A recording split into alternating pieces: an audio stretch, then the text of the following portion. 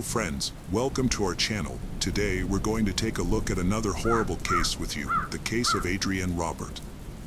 Adrienne Robert was born on January 4th, 1983, in Brunswick, Maine. She graduated from Leavitt High School in Maine in 2001 and the University of Maine at Augusta in 2005. 2 years later, in 2007, she relocated from Maine to Clearwater, Florida. Those who knew her described Adrienne as a beautiful, kind person, always happy and vibrant. At the time of her disappearance, Adrienne was in a relationship with her boyfriend, Justin, and they were planning to start a life together. She was renting a house with her friend Jay. As their relationship progressed, Adrienne and Justin found a new house in July 2012, where they intended to move in together. On the evening of July 13th, 2012, Adrienne decided to throw a goodbye party before moving out. Adrienne told Justin that she and Jay would be going out to a movie or a bar. Justin couldn't join them because he was busy with some other things. He didn't object to Adrienne spending the evening with Jay, as they were close friends. Initially, Adrienne and Jay celebrated at home, reminiscing about good times and having a few drinks. Later, they decided to continue the night out and went to the Diamond Doll strip club. Jay called 911 at 3:34 a.m. to report that he had found his roommate, Adrienne, unresponsive. He told the operator that they had been at a nightclub earlier, but Adrienne had left before him. When Jay arrived home, he discovered Adrienne on the bathroom floor, her eyes open but not breathing. There were also signs of a struggle, suggesting a crime had taken place. The 911 operator instructed Jay to focus and perform CPR on Adrienne, guiding him through the process. Jay followed the instructions, attempting to revive Adrienne until the paramedics arrived. Unfortunately, by the time the ambulance arrived, Adrienne was deceased, and the medics were unable to help her. She was pronounced dead at the scene. The police investigation aimed to answer two key questions: who was responsible for Adrienne's death, and was her roommate involved? The police began by thoroughly searching the house, checking every closet and under every bed to ensure the perpetrator was not hiding inside.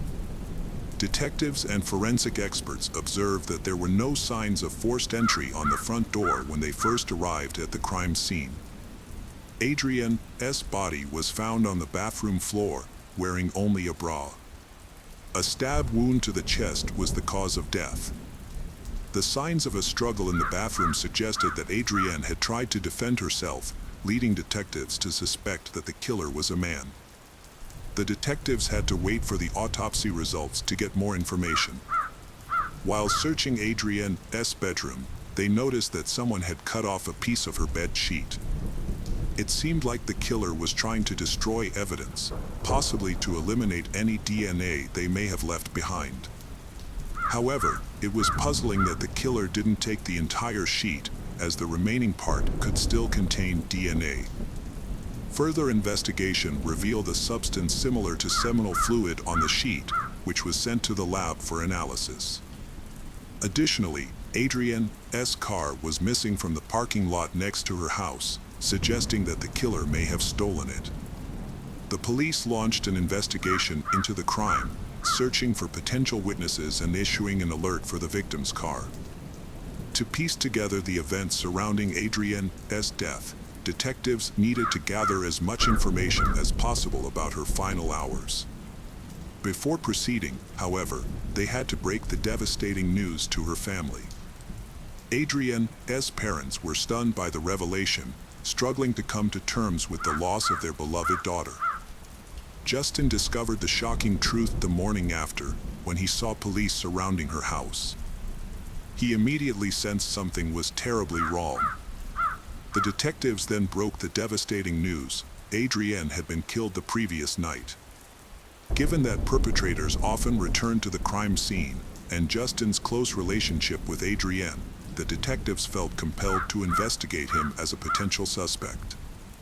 In cases like this, it's standard procedure to investigate the people closest to the victim first. Later that day, Police found Adrienne's car abandoned just a few blocks away from her house, with the headlights still on and the keys in the ignition. This discovery further supported the investigators' initial theory that the killer had likely used Adrienne's car to escape the crime scene. Forensic experts thoroughly searched the interior of Adrienne's car for any clues that could help crack the case. Meanwhile, investigators reviewed the CCTV footage to identify the person who was driving the car. Although there were no cameras at the exact location where the police found the car, neighboring buildings had cameras that captured footage of the area. After examining the recordings, investigators spotted a man wearing shorts, a baseball cap, and long hair. The man was seen walking away from Adrienne's car around the same time the 911 call was made. He was heading in the opposite direction, which made it essential for investigators to track his next move. Unfortunately, their attempt to follow him was thwarted when they discovered that he turned a corner where there was no surveillance camera. The investigators rewatched the footage multiple times, hoping to pick up on a detail they might have missed initially. The police had difficulty gathering clear information about the man in the recording because it was taken at night. However, interviewing witnesses provided new leads. A neighbor reported seeing Adrienne and a man running past his house on the sidewalk at night. This was unusual for two reasons. It was late, and they didn't appear to be going for a run. Adrienne was wearing a dress and holding her shoes, while the man was not dressed in athletic attire. Although the situation seemed suspicious, Adrienne didn't appear to be in distress, as she wasn't screaming or calling for help.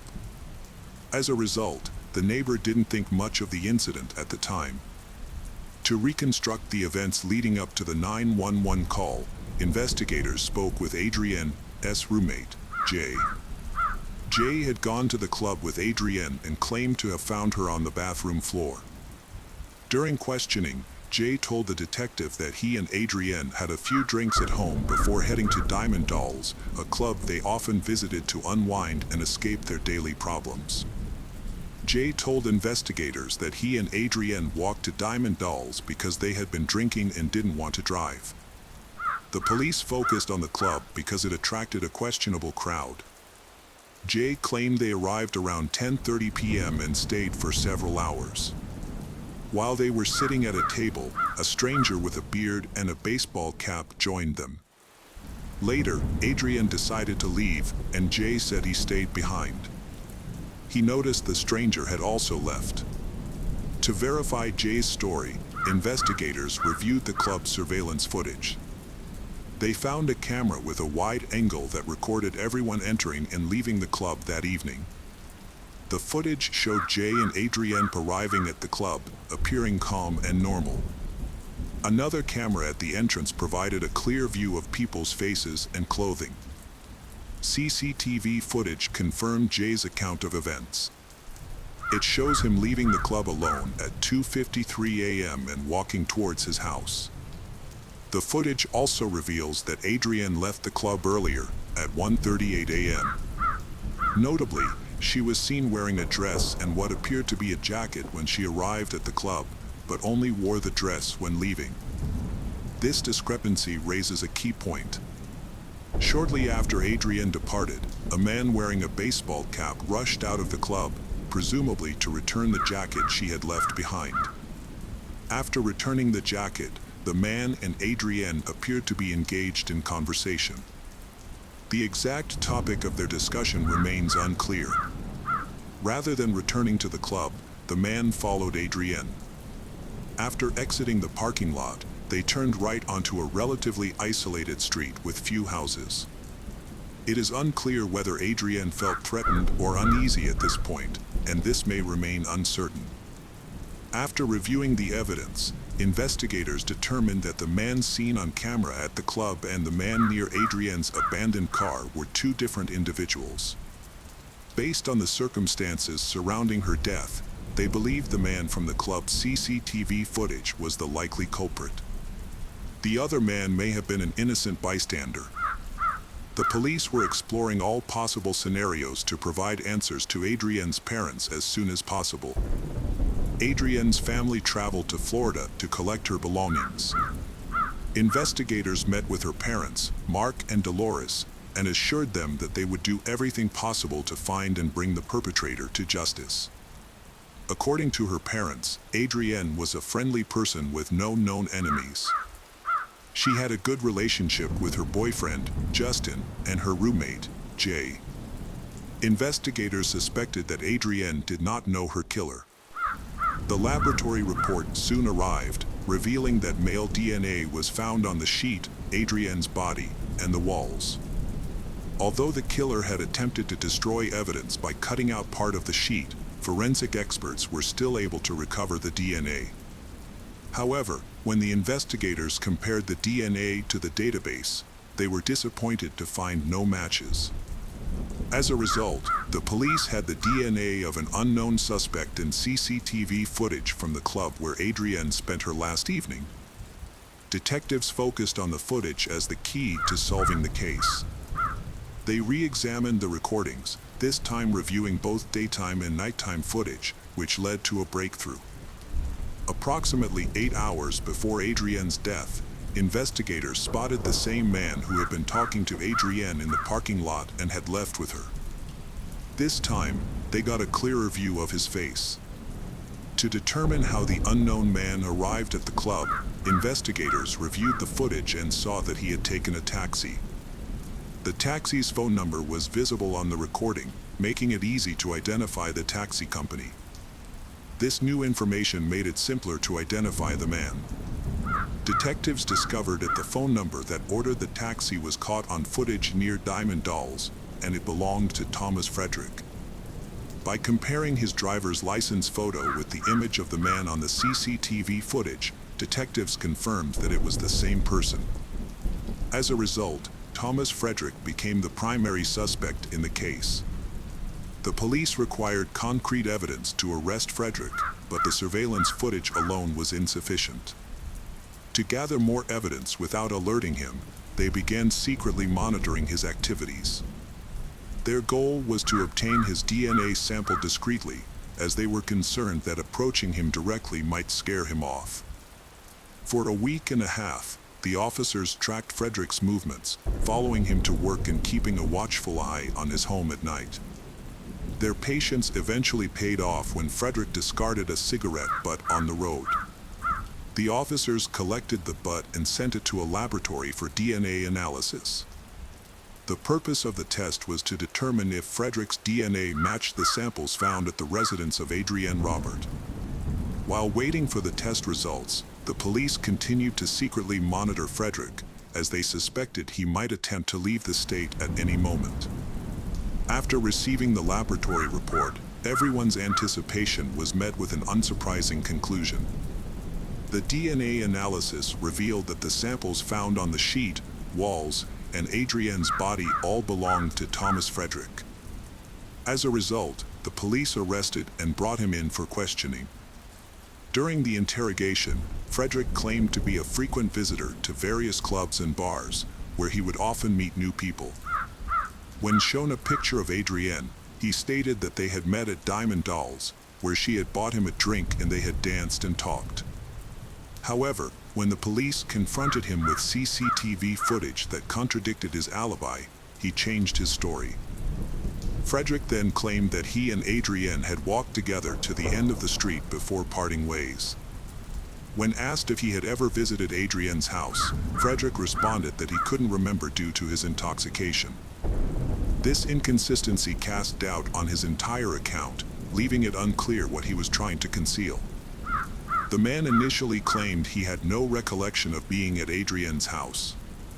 However, it was revealed that a witness had seen Adrienne running barefoot while the man chased after her, which suggested that he was lying. When questioned by the investigators, Frederick provided an explanation. He claimed that Adrienne asked him to escort her home and that she began running suddenly after deciding she was in a hurry. She took off her shoes, prompting him to chase after her in order to stay by her side. Despite Frederick's shifting story, detectives uncovered compelling evidence. A DNA test showed that Frederick's DNA was on Adrienne's sheet and numerous items throughout her home. Frederick altered his story after receiving the DNA test results. Now he's claiming self-defense when confronted about his inconsistent explanations. Suddenly remembering past events he couldn't previously recall, Frederick finally shared an apparently factual narrative about how things actually occurred. They spent an intimate time in Adrienne's home where things ultimately became grim and both engaged. A confrontation between Adrienne and Thomas Frederick turned violent and resulted in a physical fight. During the altercation, Adrienne pulled out a knife and threatened Frederick, who then defended himself. Unfortunately, Adrienne was fatally injured in the process. After the incident, Frederick panicked and fled the scene instead of calling for emergency assistance. He feared being blamed for Adrienne's death. As a result, Frederick was charged with first-degree deprivation of life and appeared in court in January 2014. During the trial, the prosecutor presented a different account of the events. According to the prosecution, Adrienne and her friend Jay had been drinking at home before heading to Diamond Dolls, where they met Frederick. The three of them socialized and chatted casually. However, the next day, Adrienne decided to leave the club early to move into her new home with her partner, Justin. Frederick allegedly took advantage of the situation and followed her, despite her attempts to evade him. He chased her to her home, broke in, and attacked her with a knife from the kitchen. The prosecutor stated that the injuries on Adrienne's body suggested that she was forced to have intercourse with Frederick. Fearing she would report him to the police, Frederick decided to kill her. In an attempt to cover his tracks, he cut out a portion of the sheet where his semen had stained, but this effort was unsuccessful. The police were still able to find his DNA on multiple surfaces, including Adrienne's body. Frederick then took Adrienne's car keys, drove a short distance, and abandoned the vehicle. During the medical examiner's testimony, Adrienne's parents, Mark and Dolores Robert, left the courtroom, unable to bear the details of their daughter's final moments. Mark Robert later explained, "I didn't want to hear that. It won't bring Adrienne back, and I didn't want to know what she endured." It was clear that Adrienne had put up a fierce struggle. Her parents have since struggled to cope with life without their daughter. The grieving family member acknowledged that the healing process would be a long and difficult one. "We're still reeling from the loss of our loved one, and it will take time to recover," Dolores said. "However, we will eventually rebuild our lives, as that's what Adrienne would have wanted. It won't be easy, but we will get through this." During the trial, the defense team attempted to tarnish Adrienne's reputation by claiming that she had invited Thomas Frederick to her home for consensual sex. However, this assertion is baseless and may have been a desperate attempt by the perpetrator to justify his presence at the victim's house. The evidence, however, tells a different story. The presence of DNA points to one person, Thomas Frederick. The defense also claimed that Frederick acted in self-defense. She did sustain a stab wound as he was fighting her. Thomas Frederick was found guilty of first-degree murder and car theft. His claim of self-defense was rejected due to insufficient evidence. Although he was accused of killing Adrienne, there was no evidence to suggest he forced her into a sexual act by threatening her with a knife. Thomas Frederick, 25, was sentenced to life in prison without parole. Adrienne's father expressed relief and satisfaction with the verdict, stating that while it wouldn't bring his daughter back, justice had been served. He found it difficult to remain calm in the presence of the man who murdered his daughter, especially since Frederick showed no remorse or sympathy, even after the verdict was read. Adrienne's parents, Mark and Dolores Robert, were overcome with emotion in the courtroom, but felt a sense of relief and happiness when the verdict was announced. They remembered their daughter, the always happy and lively person whose smile could light up a room, and expressed sadness that they would never see her again. The case of Bianca Roberson. Bianca Roberson, born on October 17, 1998, Bianca grew up to be a remarkable individual. She excelled at Bayard Rustin High School, earning straight A's and graduating with honors. Her impressive academic record earned her a 4-year merit scholarship to Jacksonville University in Florida, where she planned to major in criminal justice and pursue her dream of becoming an FBI forensic agent. Bianca was a multi-talented young woman who had been involved in various activities throughout her life. She was a Girl Scout, a cheerleader, and a basketball player. She also had a passion for music, taking lessons in flute, violin, clarinet, and guitar. Additionally, she was an artist. Bianca lived with her mother and maternal grandmother, Josephine Perry, and was excited to experience the independence and challenges of dorm life. However, her plans were tragically cut short. On June 28, 2017, Bianca, her mother, and grandmother went shopping at Walmart to prepare for her upcoming move to Florida. Bianca Roberson was tragically killed in a car accident on a road she knew well. The incident occurred just 10 minutes after she left a Walmart parking lot. Witnesses quickly called 911, and first responders rushed to the scene. Unfortunately, paramedics were unable to save Bianca, and she was pronounced dead at the scene. Initial observations suggested that Bianca's severe head injuries were caused by her car veering off the road. However, as police interviewed eyewitnesses, a crucial detail emerged. A witness reported that Bianca's car had collided with a red pickup truck, which had fled the scene without stopping. As she drove home to meet her granddaughter, Bianca's grandmother was worried about the traffic and wondered if it might be related to Bianca. However, she had no idea that the cause of the traffic jam was actually a car crash involving Bianca. When she arrived home, she was met with devastating news. 2 police officers were waiting to inform her that Bianca had been killed in the accident. For Michelle, Bianca's mother, the news was almost too much to bear. Losing a child is every parent's worst nightmare. Michelle, a nurse from Delaware County, was still grieving the loss of her 22-year-old son, M.L. James Rowley, who had passed away from a heart condition in 2013. She had hoped that time would ease her pain, but instead, it had only intensified with the loss of her daughter. Michelle Robertson is struggling to cope with the loss of her second child. "I'm just existing," she said, feeling lost and without purpose. Her children were her reason for getting up in the morning, and now she feels like a mom without kids. After her divorce from Rodney Robertson in 2006, they managed to put aside their differences and work together as amicable co-parents thanks to their daughter Bianca. Michelle acknowledged that their divorce was not easy, but Bianca's presence helped to calm the tension. "Bianca didn't like it when I spoke harshly to her mother, and she would correct me," he said. Bianca's love for her family, especially her father, brought them closer together. Rodney admitted that Bianca was his favorite, and her devotion to family was inspiring. Bianca's father proudly said that his daughter was one step closer to achieving her dream of becoming an FBI forensic specialist. Bianca was excited to be on her own, but her future career was her main focus. Her hard work had paid off, as she had received a 4-year merit scholarship to Jacksonville University, one of the 3 schools that had accepted her out of the 4 she had applied to. Bianca's father said she had also been accepted to Coastal Carolina and the University of Georgia. Investigators were seeking CCTV footage to confirm the initial belief that Bianca's car veered off the road after colliding with a red pickup truck.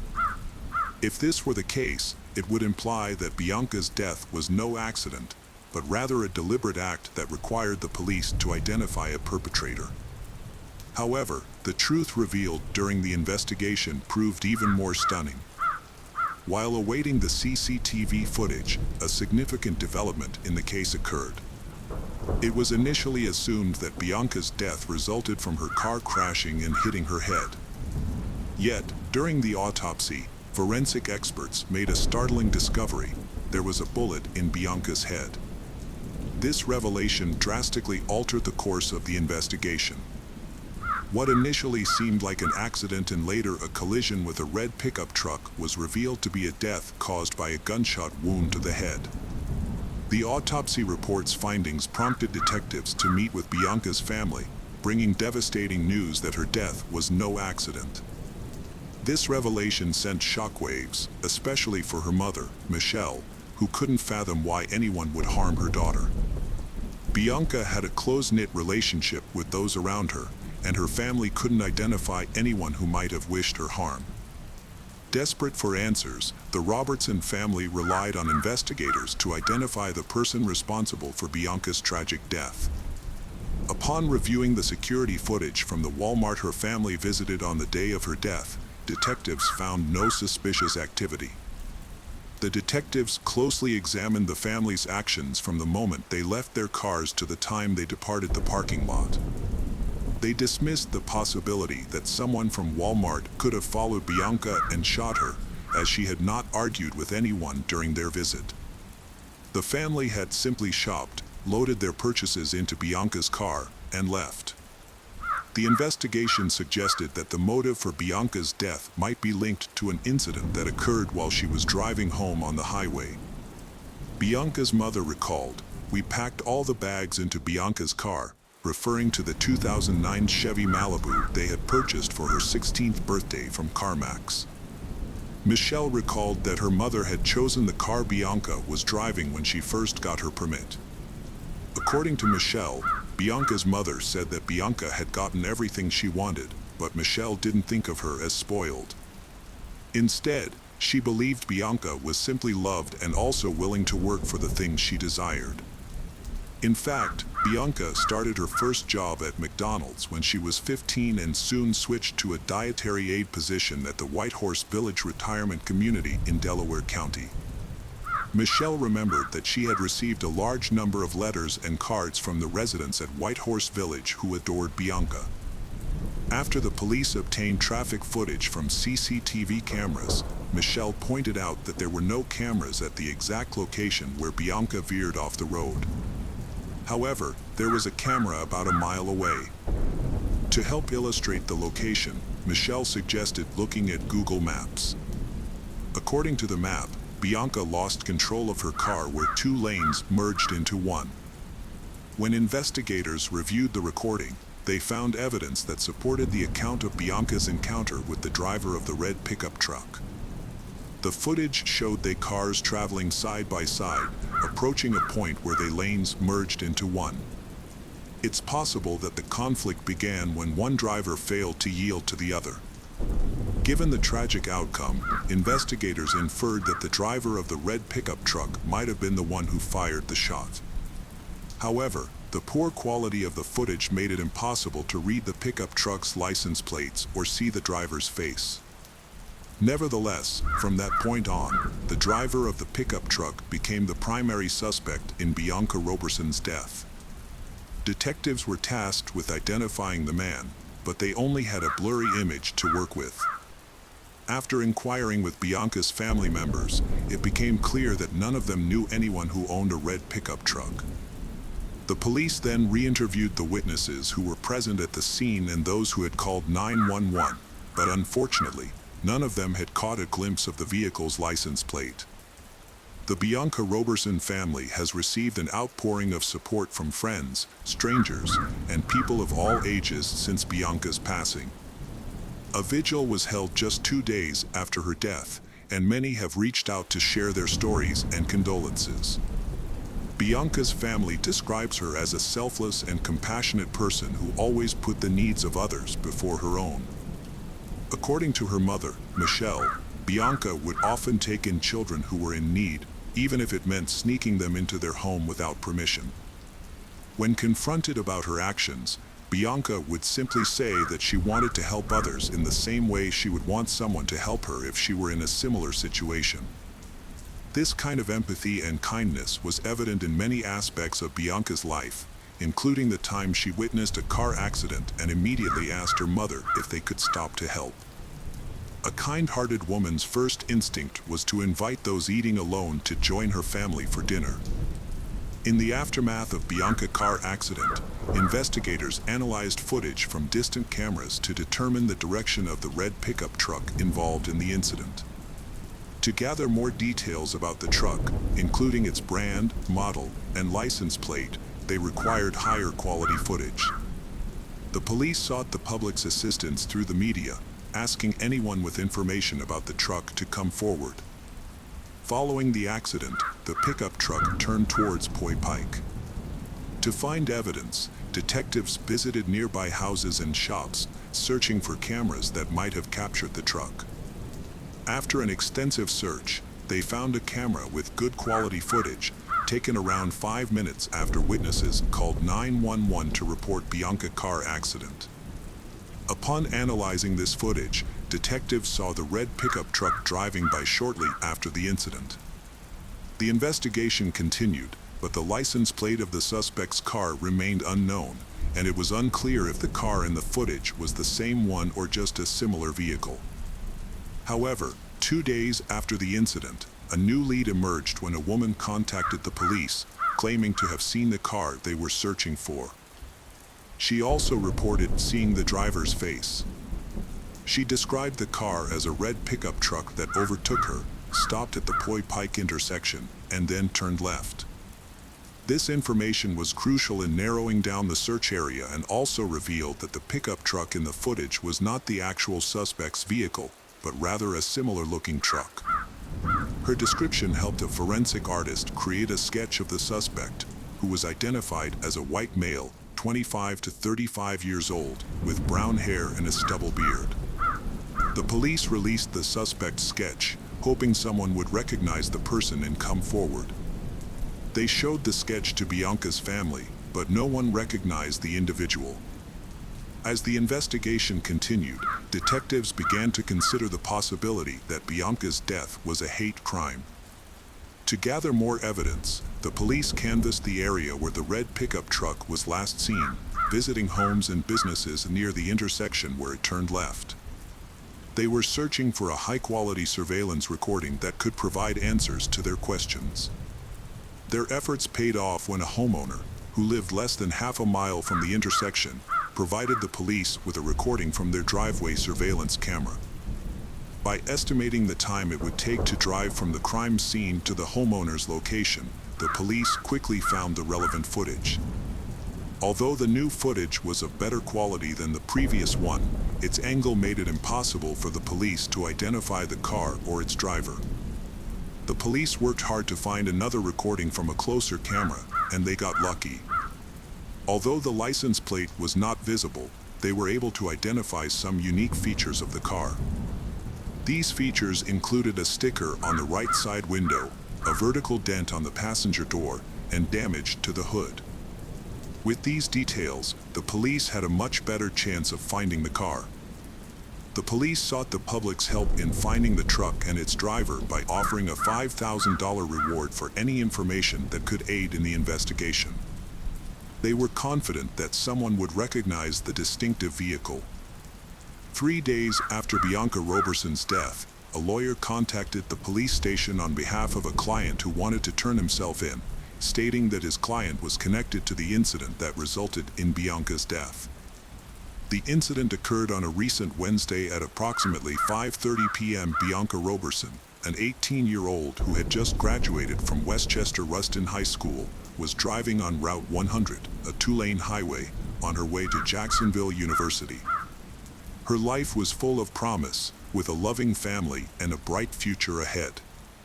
As she approached the merge with Route 202, the road narrowed from 2 lanes to 1. A common merge on a southeastern Pennsylvania highway turned deadly last Wednesday when a dispute over positioning escalated into violence. Bianca Roberson was merging from 2 lanes to 1 when a man in a red pickup truck, also merging, became agitated and shot her in the head. The suspect, 28-year-old David Desper of Pennsylvania, surrendered to police with his lawyer. Although he refused to testify, he consented to a search of his home and revealed the location of his pickup truck.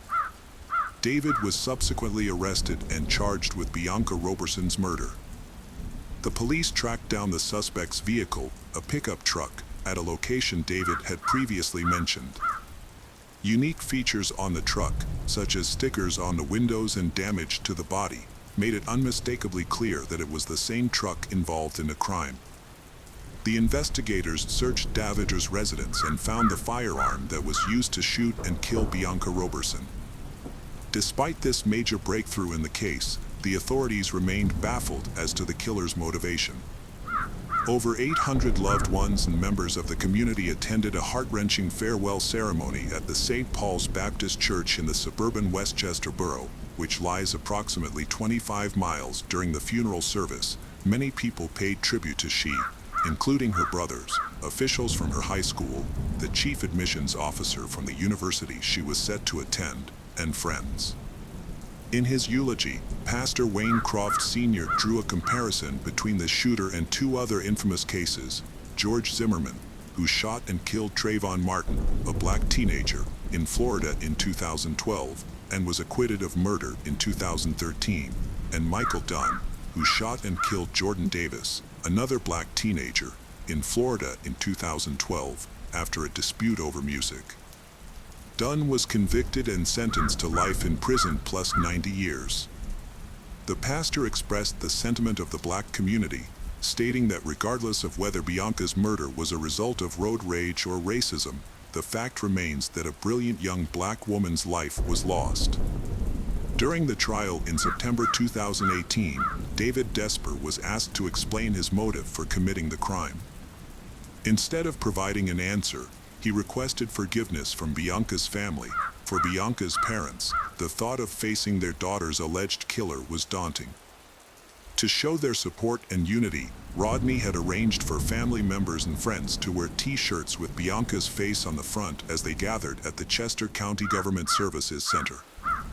The family of Bianca Roberson wore bracelets with a poignant message: Bianca Roberson, a rose in God's garden. They also held a banner that read, "Justice for Bianca Nicole Roberson," a reminder of the tragic event that took her life on June 28, 2017. Rodney, Bianca's father, expressed his uncertainty about how he would react when he saw the man responsible for his daughter's murder. "I don't know what I'll do when I see him," he said.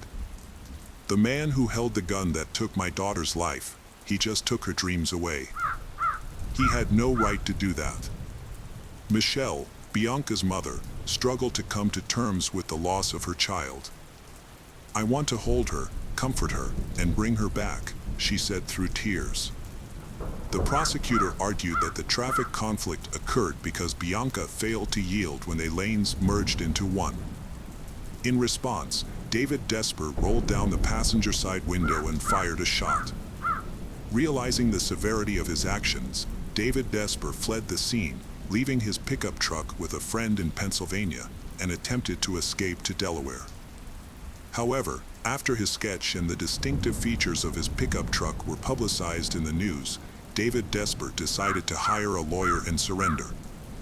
The police investigated his social media accounts and interviewed his friends, but found no evidence to suggest that the crime was motivated by bias. As a result, David Desper was not charged with a hate crime. District Attorney Hogan stated that there was no indication that the crime was racially motivated or a hate crime. However, many people disagreed with this assessment. Before the sentencing, the defense portrayed David Desper as harmless and immature for his age, describing him as a big kid who enjoyed playing with cars in his free time. They argued that David Desper had essentially handed the case to the government by turning himself in. The defense claimed that David Desper was driving home when another car startled him, causing him to fire the gun. They maintained that David Desper was not a menacing individual. Prosecutor Chris Miller countered that a 28-year-old man driving with a loaded firearm is not a big kid. He emphasized that David Desper's actions were those of a responsible adult.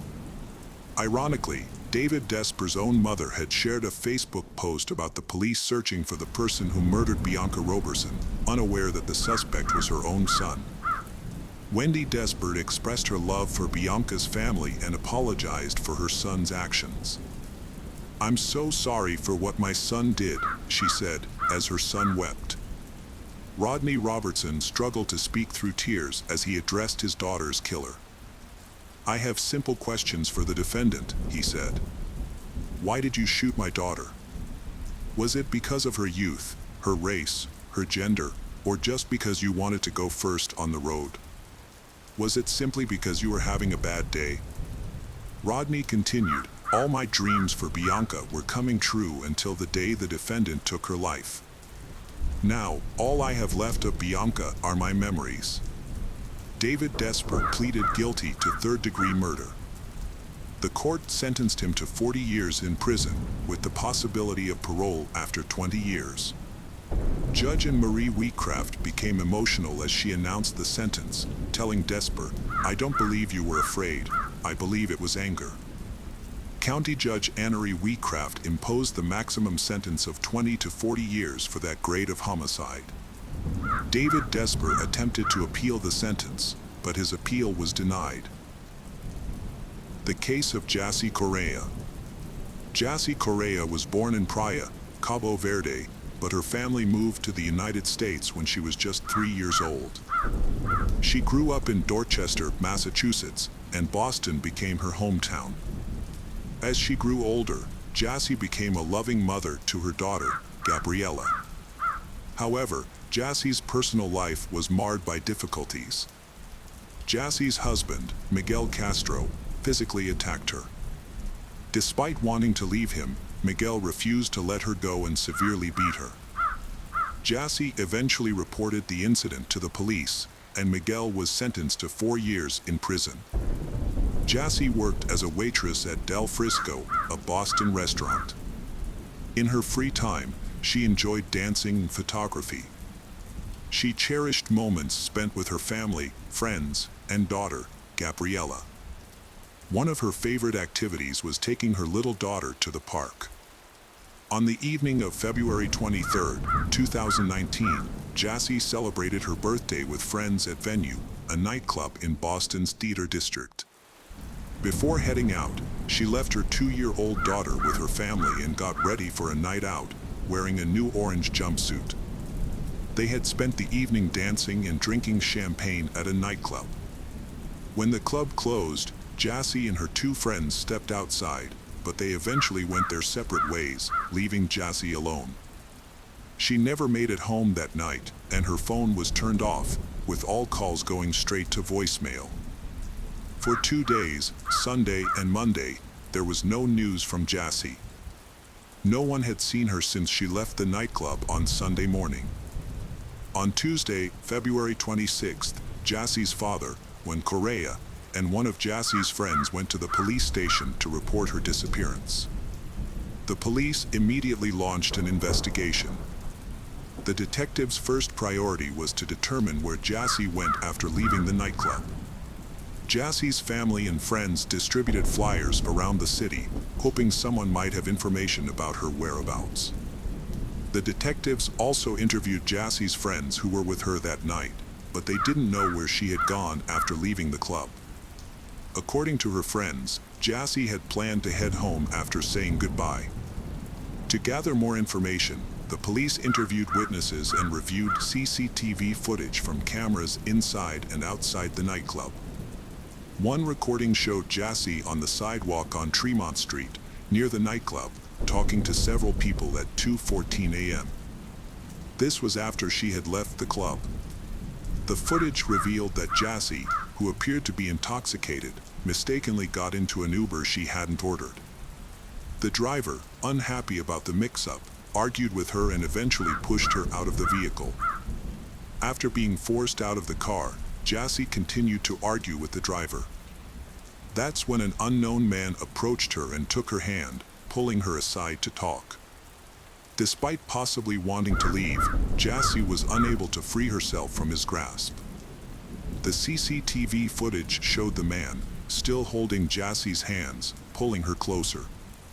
Eventually, Jassy left the area with him. In hindsight, it's clear that she had fallen prey to a predator who took advantage of her vulnerable state. The next camera footage showed Jassy jumping onto his back, and he carried her to his car. They drove away together. 14 minutes later, the police had many questions to answer. Who was this man, and where had he taken Jassy? Fortunately, they quickly identified the man and located his address. Lewis Coleman, a 32-year-old man from a good family background, was with Jassy at the time of the incident. He had earned a master's degree in physics and had no prior record with the law. Notably, there was no information in the police database about Lewis owning a car. However, his mother, a resident of California, was the owner of a 2016 red Buick, which matched the type of vehicle involved in the incident with Jassy. Lewis lived in Providence, Rhode Island, about 50 miles from the venue nightclub where he was last seen with Jassy. When police arrived at his home, they found that Lewis was no longer there. However, CCTV footage from inside and outside the building revealed disturbing evidence. It's worth noting that the drive from the venue club to Lewis's apartment typically takes about an hour. Since Lewis returned to his apartment at 4:15 a.m. on Sunday, approximately 2 hours after he was seen leaving with Jassy, it's likely that he stopped somewhere along the way. The next day, Lewis sent an email to his colleague stating that he would be taking a few more days off. Based on the content of the email, it appears that Lewis was trying to buy time to cover his tracks. Over the next 2 days, Lewis attempted to conceal evidence of the crime. Further CCTV footage analysis sheds light on what happened to Jassy after she left with Lewis. Although the police never released the initial footage due to ethical concerns, it showed Lewis entering his apartment building with Jassy. FBI Special Agent Thomas Sukus described the footage as follows. Lewis was seen walking from a red sedan towards the front of the building, carrying a body with long hair and orange pants. Agent Sukus believes that this footage shows Lewis carrying Jassy's body into his apartment building. According to Sukus, security footage from the building's lobby reveals that at approximately 4:27 a.m., Lewis entered the building carrying an unconscious or already deceased Jassy in his arms. He proceeded to the elevator and took it to the 6th floor. Notably, on February 26th, the same day Jassy's father reported her disappearance to the police, Lewis made a suspicious purchase at Walmart. His receipt shows he bought multiple items that raise red flags, including protective suits, duct tape, electrical tape, candles, gloves, safety goggles, a mask, and Clorox bleach. The next day, while friends and family distributed flyers with Jassy's picture, Lewis made another concerning purchase at Walmart, caught on camera at 9:22 p.m. This time, he bought a large suitcase and a canister.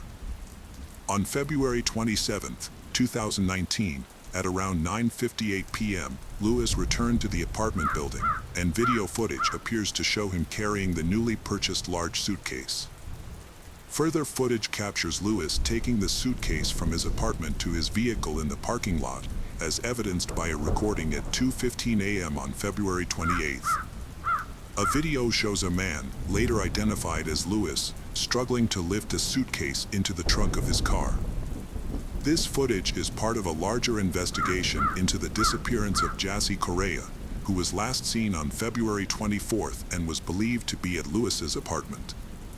Between 2:44 a.m. and 4:02 a.m., Lewis was seen leaving the building multiple times, carrying various items including cardboard boxes, trash bags, a bottle of bleach, a computer tower, a laptop case, and a small duffel bag.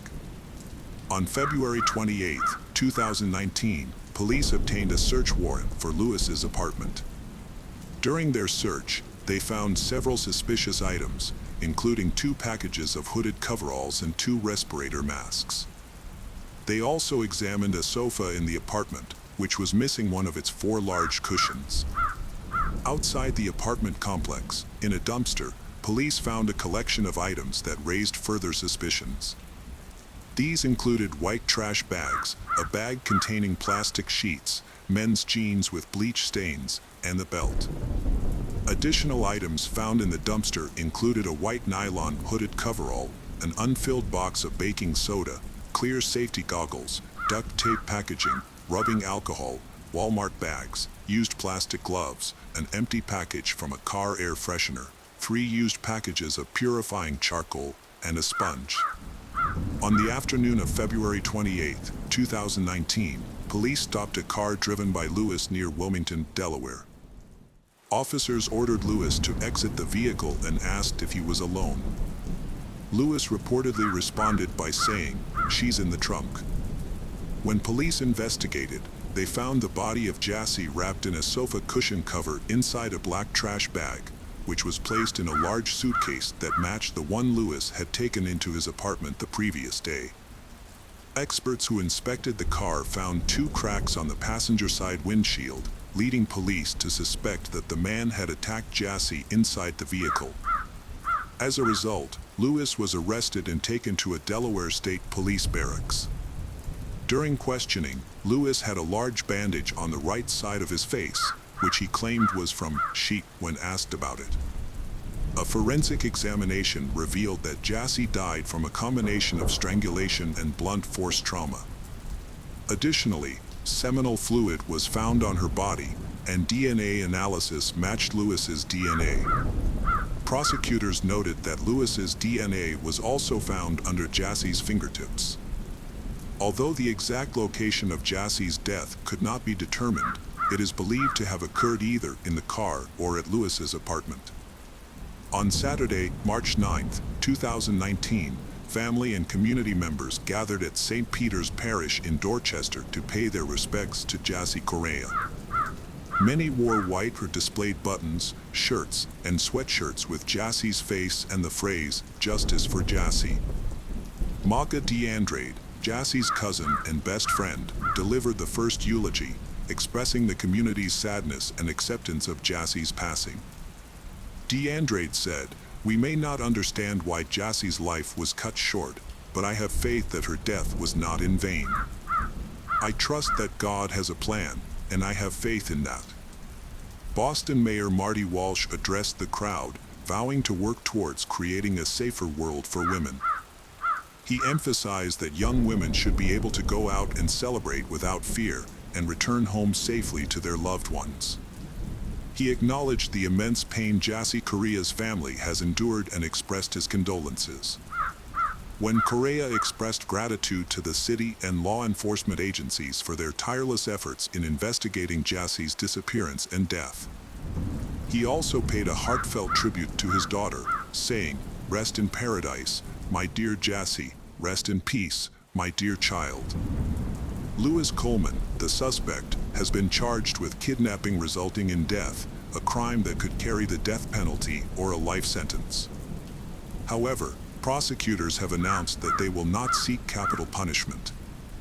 During the trial, prosecutors presented evidence, including a video of Coleman dragging Jassy's body into his apartment and his online search history following her disappearance. FBI agents reported on Lewis's online activity in the days following the alleged kidnapping. He searched for topics such as whether a person can fit inside a suitcase and how to remove a tooth that is not loose. However, Lewis's defense team has disputed the relevance of this evidence to the kidnapping charge. They argue that the prosecution's focus has been on Lewis's actions after the alleged victim's death, rather than on the kidnapping itself. Attorney David stated, "This case is not about how Lewis behaved after her death, or whether he did anything illegal or inappropriate. The government's evidence has mainly centered on these issues, but I believe they are not crucial to determining whether a kidnapping occurred." Court documents filed by the prosecution and defense provide a detailed account of the events surrounding Jassy Correa's disappearance and death. Although they sides present different versions of what happened, the documents reveal disturbing details about the circumstances leading up to Jassy's death. Prosecutors established that the defendant, Lewis, was at the same nightclub as Jassy and her friends on the night of her disappearance. However, Lewis was interacting with a different woman he had just met, not Jassy. They exchanged phone numbers and texted each other while at the club and after it closed. The prosecution and defense have presented conflicting narratives about the events that unfolded. Prosecutors argue that Jassy was not the aggressor and that Lewis deceived her into getting into his car by offering her a ride to her friend's apartment, ultimately taking her life. In contrast, the defense claims that Jassy became aggressive after being pushed out of an Uber by the driver and that she initiated a fight with Lewis. The defense argues that the crime was a spontaneous altercation rather than a premeditated act of stalking, kidnapping, and murder. Prosecutors pointed out that the defendant's main argument was that the victim, who weighed 119 pounds, had attacked the defendant, who weighed 200 pounds. However, this claim was not convincing, especially considering that the victim's autopsy revealed the presence of multiple prohibited substances in her body, in addition to alcohol. The defense team attempted to minimize their client's involvement in the crime. Despite this, in June 2022, Lewis was found guilty of one count of kidnapping resulting in death. The defense team then filed a motion arguing that the evidence was insufficient to support the conviction, but this motion did not change the outcome of the trial. In October 2022, Lewis Coleman, 36, was sentenced to life in prison without parole for kidnapping and killing Jesse Core. The court also ordered him to pay $60,000 in compensation to the victim's family. The case of Dana Ireland. Dana Marie Ireland was born on December 12, 1968, in Fort Belvoir, Virginia, to John Ireland and Mary Louise Crank. She was the youngest daughter, with an older sister, Sandra, who was 7 years her senior. In 1991, when Dana was 23, she visited her sister in Hawaii with her parents. On December 24th, Dana borrowed her sister's bike for a ride. However, she never returned. Her bike, shoe, and a clump of hair were later found on the side of the road, but Dana was nowhere to be seen. The condition of the bike suggested that Dana had been struck by a vehicle. The impact was severe, causing significant damage to the bike's wheels and steering wheel. Unfortunately, hopes that the driver who hit Dana had taken her to the hospital were short-lived. Tragically, Dana was found 5 miles from where her bike was discovered. She had suffered severe injuries to her body and head, and her lower body was exposed. The evidence suggested that Dana had not only been hit by a car but had also been taken advantage of while she was vulnerable. Nurse Jerry Gallagher is haunted by a traumatic event that occurred on Christmas Eve 1991. A friend, Brian, arrived at her home on Satellite Road in a rural area 25 miles southeast of Hilo. He had found she, Dana Ireland, severely injured and in need of medical attention. Gallagher, who was licensed to provide care, accompanied Brian to the scene, just a mile from her house. Upon arrival, she found Dana lying on the ground, naked from the waist down, with severe bruises on the inner sides of her legs. Gallagher attempted to administer first aid using a kit, but Dana's most critical injury was a severe head wound on the back of her skull. When Gallagher inquired about her identity, Dana's response was incoherent, seeming to utter the words, "is land." Gallagher then asked who was responsible for her condition, but Dana's answers remained unclear. Dana did, however, repeatedly request Gallagher to return her keys so she could drive home. Gallagher made an effort to keep her awake while awaiting further assistance. Due to the area's lack of phone services, significant delays occurred before an ambulance finally arrived more than 2 hours after the initial call for help. Moreover, further complications arose when the emergency services dispatcher mistakenly relayed the wrong location for the incident. These factors collectively resulted in an additional 34-minute delay for Dana to receive the medical attention she required. Gallagher had considered driving Dana to the hospital himself, but she was worried that moving her could cause further injury. She has since struggled with the decision and the fact that it took so long for help to arrive. An ambulance finally brought Dana to Hilo Hospital at 7:56 p.m. Unbeknownst to her parents, John and Mary Louise, who were searching for her, Dana was the injured woman being treated at the hospital. They had found her damaged bicycle by the side of the road and were trying to locate her. At the time, Mary thought someone had hit Dana and taken her to the hospital. John stayed near the bike while Mary and their eldest daughter Sandra went to the hospital to look for Dana. When the ambulance arrived with Dana, Mary and Sandra were already there. Despite the doctor's best efforts, they were unable to save Dana. She was pronounced dead at 12:25 a.m. due to severe injuries sustained in a motor vehicle accident, including blood loss and trauma to her head, pelvis, and abdomen. Dana's family was shocked by her death, which permanently altered their lives. As time passed, they would face another challenge, a long and arduous search for suspects and subsequent trials. The police investigation was described by local newspapers as intense. They discovered a T-shirt at the crime scene that belonged to the perpetrator. They also seized a sheet from the hospital with semen stains on it, which was crucial evidence since Dana had semen on her body when she was admitted. Furthermore, a bite mark on Dana's body matched the teeth print of her attacker. The authorities obtained a DNA sample from the perpetrator, but this was of limited use in 1991. The tire tracks from the bike and the secluded area where it was found provided few leads. Despite interviewing residents, the investigators could not find any witnesses who saw the car that hit Dana's bike, likely due to the remote location and poor road conditions, which deterred cars from traveling there frequently. The investigation into the Dana Ireland case had reached a dead end due to a lack of witnesses and evidence. However, a breakthrough occurred when John Gonsalves contacted the Hawaii County Police in May 1994. Gonsalves was involved in a high-profile case involving illegal substances, but he received a suspended sentence due to his cooperation with the police.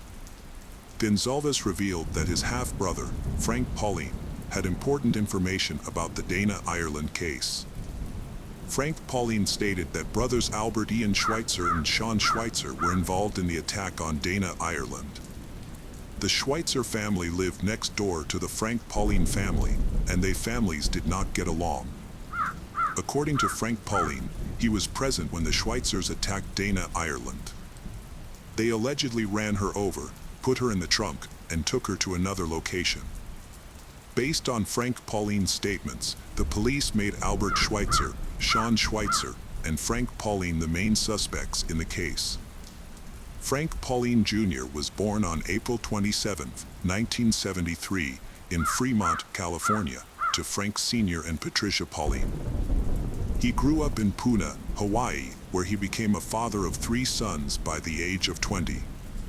However, Frank had a history of run-ins with the law, starting at the age of 9. By February 8, 1983, Frank Pauline had been caught in a burglary. As he got older, the severity of his crimes increased. In February 1994, he was sentenced to 10 years in prison for harassment and robbery. Despite this, Pauline continued to commit crimes, earning him the nickname Walking Crime Wave from prosecutors. After being sentenced, Pauline was taken into custody to start his prison term. However, he managed to escape and was classified as a fugitive. He was eventually recaptured in Honolulu a few days later. 3 months after Pauline received a 10-year sentence, his brother John Gonsalves contacted the authorities and provided information about the Dana Ireland case. Pauline and Gonsalves decided to cooperate with the investigation, which could potentially reduce Pauline's sentence. John Gonsalves was initially a questionable source of information, but after speaking with investigators, the case against him for illegal substances was closed, and he received a suspended sentence. Pauline claimed to have information about the Dana Ireland case and was interrogated by investigators from the Big Island. The 90-minute interrogation took place in Honolulu, where Pauline was in custody. During the interrogation, Pauline provided details about the attack on Dana Ireland and reconstructed the crime scene on the Big Island, showing detectives the locations he mentioned earlier. Pauline told detectives that on December 24, 1991, brothers Albert Ian and Sean Schweitzer picked him up at his home in a purple Volkswagen Beetle. Albert Ian was driving. Before they saw a woman on the side of the road, they stopped to take illegal substances. As they approached an intersection near Kapaho, they saw she standing on the side of the road. Pauline recalled Albert Ian pointing her out, saying, "Look at that girl," but they initially continued driving. Albert Ian then suggested turning the car around so he could talk to she.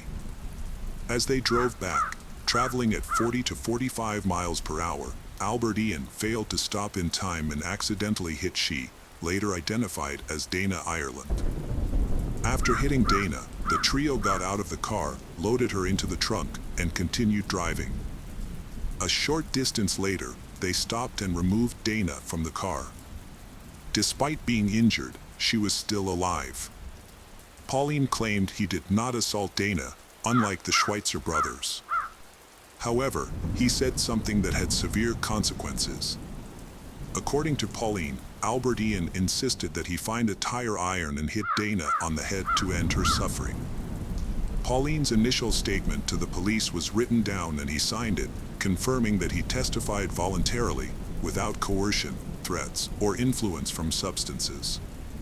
He was later moved to the Maui Community Correctional Center for protection due to threats from fellow inmates. However, 2 years later, Pauline retracted his statement, claiming he fabricated his story at his stepbrother's request to avoid jail. He admitted he was not present during the attack but had information about those responsible. Pauline explained that he lied about being there to make his information credible and to avoid being accused of perjury, but perjury was not one of the charges he faced. On July 30th, 1997, Frank Pauline was charged with the murder of Dana Ireland after signing a confession claiming he had struck her with a tire iron. However, the confession raised suspicions, as when investigators took him to the Big Island, he was unable to identify the exact location of the crime or where Dana's body was found. This led investigators to question the truthfulness of Pauline's confession. Pauline eventually retracted his confession, fearing that if he continued to lie, he could be charged with perjury. His retraction was motivated in part by his realization that his half-brother, Albert Gonzalez, was innocent and being wrongly accused. In the end, Gonzalez was able to avoid major charges related to a separate crime, and in exchange, he agreed to testify against Pauline at his trial.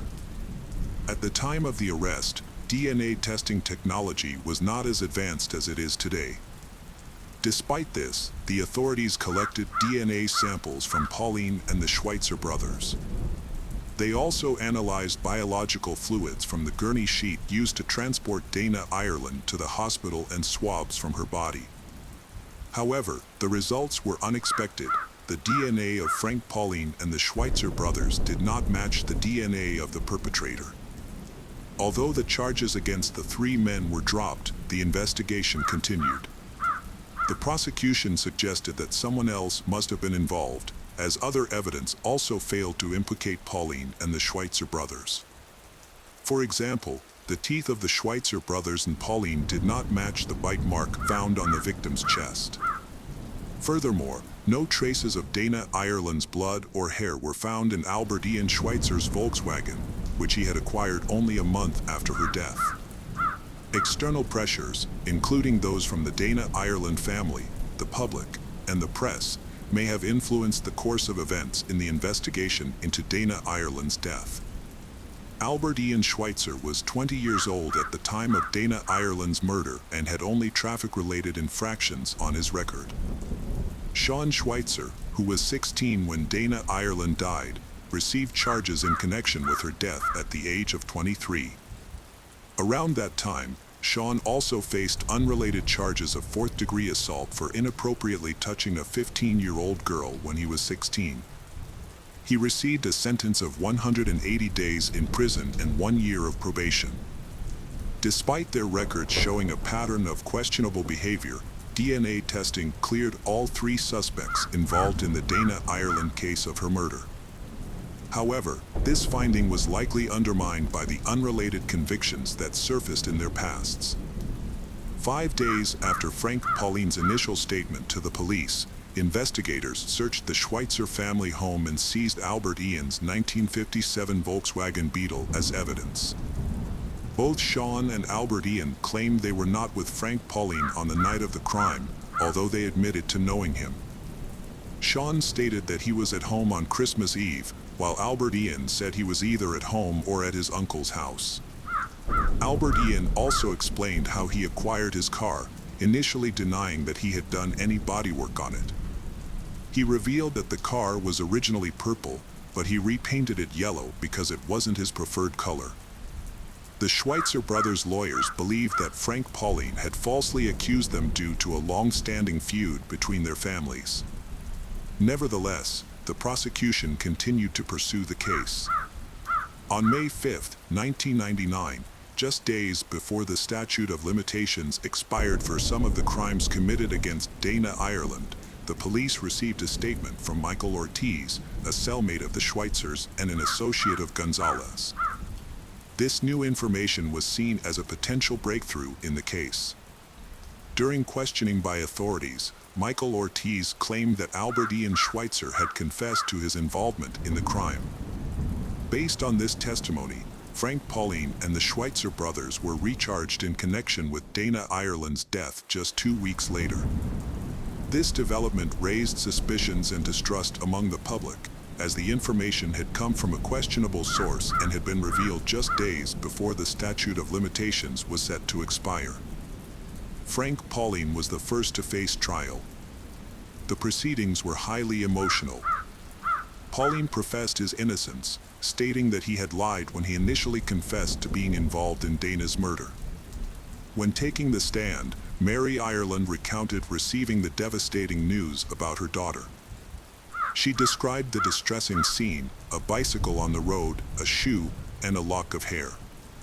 However, the witnesses who linked Pauline to the crime had checkered pasts and stood to gain from implicating him. Among those who benefited from Pauline being found guilty was his half-brother, Gonzalez, who became a witness for the prosecution. Witness William Chum, who also testified against Pauline, said Pauline confessed his involvement in this crime. However, when asked if he saw Pauline in the courtroom, he pointed to another person, although Frank Pauline was there. The jury also saw Dana Ireland's bike, shorts, top, underwear, and a Jimmy's t-shirt recovered from the scene. Not one of those items had DNA from Pauline or the Schweitzers. To get around the lack of scientific evidence, Deputy Prosecutor Lincoln Ashida insisted that the Jimmy's t-shirt covered in Dana Ireland's blood belonged to Pauline. "We're not afraid of that evidence.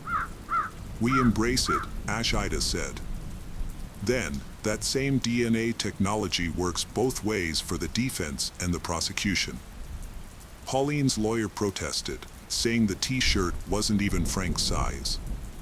Nevertheless, the jury found that the evidence and assumptions presented at the trial were enough to convict Pauline. Pauline's guilty verdict and 180-year sentence were handed down despite forensic evidence proving his confession was false. The next trial was that of Albert Ian Schweitzer, who knew about Pauline's sentence and was surprised when prosecutors offered him a plea deal, given the lack of physical evidence. Albert Ian Schweitzer rejected the offer, maintaining his innocence. The prosecutor claimed Schweitzer's Volkswagen Beetle was involved in the crime, but several facts contradicted this assertion. Witnesses in the area where Dana was found reported seeing a pickup truck, not the Beetle, and forensic analysis of Schweitzer's car turned up no evidence linking it to the crime. Furthermore, Schweitzer only became the official owner of the Volkswagen in January 1992. Albert Ian Schweitzer was sentenced to 130 years in prison based on the testimony of Michael Ortiz, who claimed Albert Ian had confessed to the crime, and evidence of scratches on Albert Ian's car bumper. After seeing his brother convicted, Sean Schweitzer initially wanted to prove his innocence but eventually decided to take a plea deal due to concerns about the justice system failing him again. As part of his agreement with the prosecutor's office, Sean Schweitzer was required to testify against his brother and Frank Pauline, who were accused of playing a role in Dana Ireland's death. He was also required to take a polygraph test to prove his honesty. The polygraph test was administered on March 24, 2000, by an examiner from the State Attorney General's office.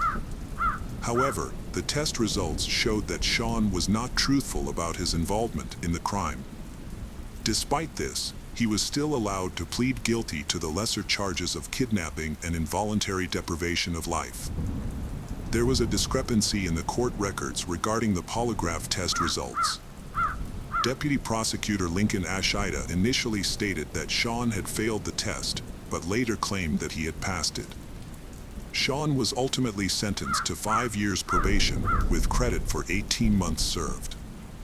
In an interview after his release, Sean stated that the decision to accept the plea deal was made by his family, who were concerned about the potential impact on his parents if both brothers were imprisoned. His brother, Albert Ian, who was later sentenced to 130 years in prison, recalled advising Sean to accept the deal to avoid serving life in prison, as imprisonment of both brothers might have been too stressful for their parents. Years later, Sean still feels remorseful for testifying against his brother and making a deal with the prosecutor. He and his family have struggled to move on from the case, and Sean has had a hard time finding a job due to the community's knowledge of the case. Community members made remarks about the case for years, causing Sean to experience disappointment and frustration. After being wrongfully convicted, Albert Ian Schweitzer and his family refused to give up the fight. In 2005, Albert Ian applied to the Innocence Project, an organization dedicated to re-examining convictions using new evidence and investigative techniques. The case eventually gained momentum in 2010 when students from the University of Hawaii, lawyers, and professors started re-investigating the old files from the Dana Ireland case. Local prosecutors authorized the investigation, which has spanned several years. Throughout this process, efforts continued to deliver the desired outcome, justice for Albert Ian.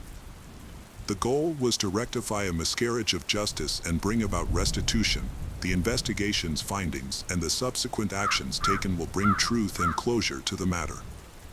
Ultimately, the hope is that justice will prevail and the issue will be laid to rest. Years passed and Mary Louise Ireland, Dana's mother, eventually passed away on her 92nd birthday in 2016. Meanwhile, Linda battled breast cancer, which made it difficult for her to visit her son, Albert Ian. When Linda finally had the chance to see Albert Ian for the very last time, she was heartbroken. During this emotionally charged visit, Albert Ian expressed a final wish to his mother. He didn't want her to leave him, and the thought of saying goodbye was unbearable. He had always found it hard to see the people he loved leave, especially after losing his grandmother. Albert Ian confided in his mother that it was his greatest fear, losing those closest to him, and that he never wanted to have to say goodbye to her again.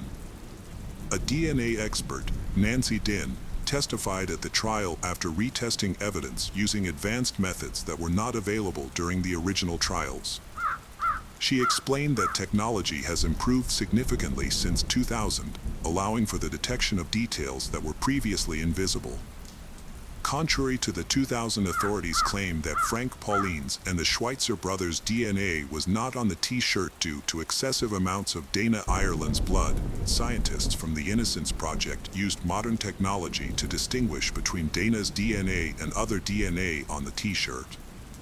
They also found seminal fluid and sweat from the armpit on the T-shirt. Nancy Din confirmed that the DNA found on the T-shirt and Dana's body belonged to the same person. However, she stated that this person was neither Frank Pauline nor one of the Schweitzer brothers. Following Nancy Din's testimony, a tire tread expert remotely testified, stating that the tire tracks found at both crime scenes could not have been made by the Schweitzer brothers' Volkswagen. In his opinion, the tracks were likely left by a larger vehicle, such as a truck, SUV, or van. The final witness to testify was dentist Adam Freeman. Dana Ireland had what appeared to be a human bite mark on her left breast, according to the prosecutor's initial assessment. However, forensic expert Freeman disputed this claim, stating it was not a bite mark. This case highlights the flaws in forensic science, particularly in the analysis of bite marks, Freeman testified. After the witnesses finished testifying, District Court Judge Peter Kubota delivered his verdict. He stated that the new DNA evidence, along with the tire tread evidence, the disputed bite mark evidence, and Sean Schweitzer's recantation, collectively proved that a jury in a new trial would likely find Albert Ian Schweitzer not guilty. Therefore, Kubota declared the conviction vacated and ordered Mr. Albert Ian Schweitzer's immediate release from custody. With these words, spoken 23 years after Albert Ian Schweitzer's guilty verdict and 25 years after his arrest, Albert Ian was suddenly exonerated and freed. Judge Kubota then addressed Albert Ian Schweitzer with heartfelt words. With 1/3 of his life still ahead of him, the judge offered a choice: to live in anger and resentment towards the process and the people who had wronged him, or to find a new sense of freedom. Kubota suggested that Albert Ian make the most of this opportunity, surrounded by his family, who had come to support him. Freed from his handcuffs, Albert Ian hugged his lawyers and then his family members, including some he had not seen in decades. His mother was overcome with emotion in his arms. Albert Ian's young son, who had grown up without his father, was also in the courtroom and shared a hug with him. His younger brother, Sean, was there too, with a warm smile and open arms. As a result of Albert Ian's acquittal, his brother Sean's lawyer is now seeking to have his own criminal record cleared. The story serves as a reminder of the tragic fate of Frank Pauline, who died in prison in New Mexico in 2015. Pauline was attacked by a fellow inmate, Daniel Hood, who was serving time for taking 2 lives. On April 27, 2015, Hood attacked Pauline in the recreation yard at the Southern New Mexico Correctional Facility, striking him 3 times on the back of the head with a rock. The motive behind the attack was Hood's belief that Pauline was a snitch. Despite efforts by the medical staff, Pauline could not be saved. In response, his family's lawyer plans to file a petition for his posthumous rehabilitation. Albert Ian Schweitzer finds the transition from prison life to freedom extremely difficult. He shares that adjusting to life outside of prison has been more challenging than he anticipated. Most days are a struggle with anxiety. While Albert Ian may be eligible for compensation for wrongful imprisonment, which could award him $50,000 for each year spent in prison, the process is not straightforward. His lawyers are working diligently to ensure he receives the compensation he is owed. The Dana Ireland case remains unsolved 3 decades later, but investigators are hopeful that advances in DNA testing and genealogy will help them identify the person responsible for destroying the Dana family's life. The case of Grant Hendrickson and Michelle Cartagena. Grant Hendrickson, born on September 20, 1972, in Macon, Georgia, was an outdoor enthusiast who enjoyed fishing, golf, canoeing, and camping. Like his girlfriend, he was also an active volunteer in the community, having worked at the Museum of Arts and Sciences in Macon since the age of 15. Their active lifestyles likely drew them together, according to those who knew them. Grant's girlfriend, Michelle Cartagena, was born on May 2, 1975, in Monterey, California. She was a well-rounded and talented individual. She played in her school's marching orchestra band, was the top singles tennis player, and led her school's softball team. Additionally, she was a member of the National Honor Society. Outside of school, Michelle volunteered with the Red Cross and an animal welfare association, and she often visited elderly people. Her father remembered her as a caring and driven individual who aimed to pursue a career in medicine to help others and give back to society. January 3, 1995, brought a grim discovery to the typically quiet area of Juliet Lake. A passerby reported finding 2 lifeless bodies while walking near the lake. The local sheriff and his deputy responded to the scene, where they were met with a shocking sight. Their office was not accustomed to handling serious crimes, as fights and thefts were the norm. The deputies were not prepared for what they found: a white Honda parked on the lake's shore, with the body of a man inside and her body lying on the ground nearby. The cause of death was evident, even to a non-expert. Both victims had been shot. The car contained the victims' personal belongings, including identification, which revealed the identities of the victims. The male victim was 22-year-old Grant Hendrickson, who was found in the driver's seat. The second victim was 19-year-old Michelle Cartagena. The police were alerted to the incident, and officers from the Major Crimes Unit, along with forensic experts, arrived at the lake. The detectives' attention was immediately drawn to Michelle's body, which was partially exposed with her skirt pulled up, suggesting a possible motive for the crime. An examination of the car revealed bullet holes, leading detectives to believe that the perpetrator had opened fire on them while they were inside. Grant was hit by 3 bullets and had no chance of survival. Michelle was shot twice and likely remained conscious as the perpetrator pulled her from the car. The position of Michelle's body, with her legs spread apart, suggested that the perpetrator may have intended to take advantage of her vulnerable state, but did not do so. Forensic experts found a substance on the inside of her thighs, which was later identified as saliva containing chewing tobacco particles. The saliva samples were sent to the lab for further analysis.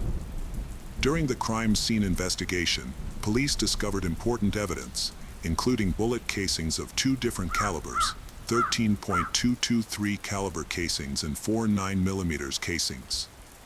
The presence of 2 types of ammunition suggests that there may have been 2 perpetrators, each using a different weapon. The families of Grant and Michelle were shocked and stunned when they learned about the tragedy. They struggled to comprehend who could have committed such a heinous act against their children. As only children, Grant and Michelle were extremely close to their parents. They had been dating for over a year and had already made plans for their future together, including their upcoming wedding. When detectives couldn't identify any enemies or suspects through family and friends, they began investigating further. They visited Mercer University in Macon, where Grant and Michelle were classmates, to gather more information and piece together the events surrounding the tragedy. The police investigation into the deaths of Michelle and Grant was ongoing, but they had not uncovered any significant leads. Both victims were well-liked and respected at the university, with no known conflicts or enemies. Initially, detectives considered the possibility that the killer might have been a man who had romantic feelings for Michelle and was rejected, but this theory was not substantiated and was eventually set aside. A visit to Mercer University did not yield any useful information for the police.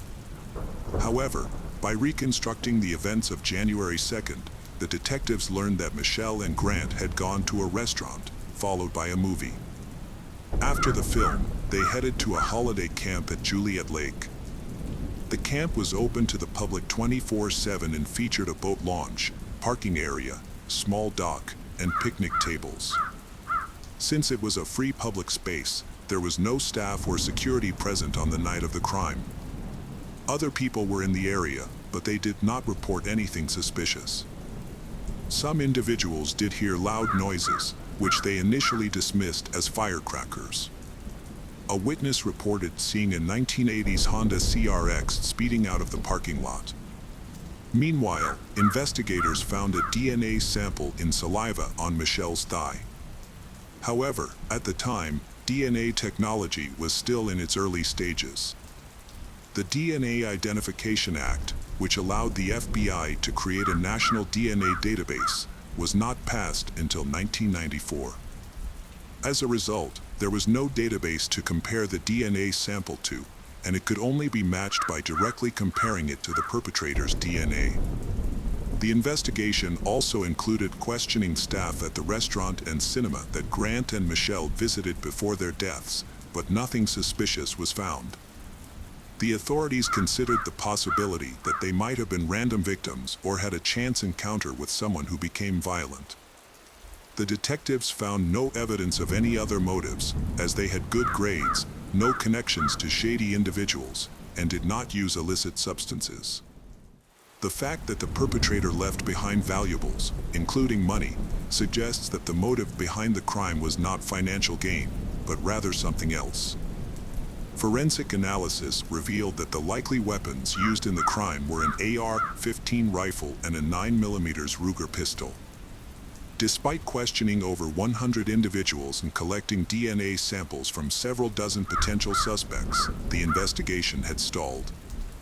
More than a year and a half after the crime, Agent Randy Upton of the Georgia Bureau of Investigation took over the case in the fall of 1996. Randy adopted a new approach, shifting his focus from identifying the perpetrator to locating the weapon used in the crime. He visited the largest gun store in Macon and requested a list of customers who had purchased an AR-15 rifle between 1985 and 1995. Investigator Randy started contacting individuals on the list of 108 potential suspects. He explained to them that cooperating by allowing their weapon to be inspected and providing a DNA sample would greatly aid the investigation. Most of the people Randy spoke with agreed to comply, which led to the experts conducting further tests. As a result, the list of suspects began to dwindle. On November 27, 1996, Randy contacted Andrew Allen Cook, a 22-year-old who was on the list. During their conversation, Randy informed Andrew of the purpose of the call and asked permission to examine his rifle.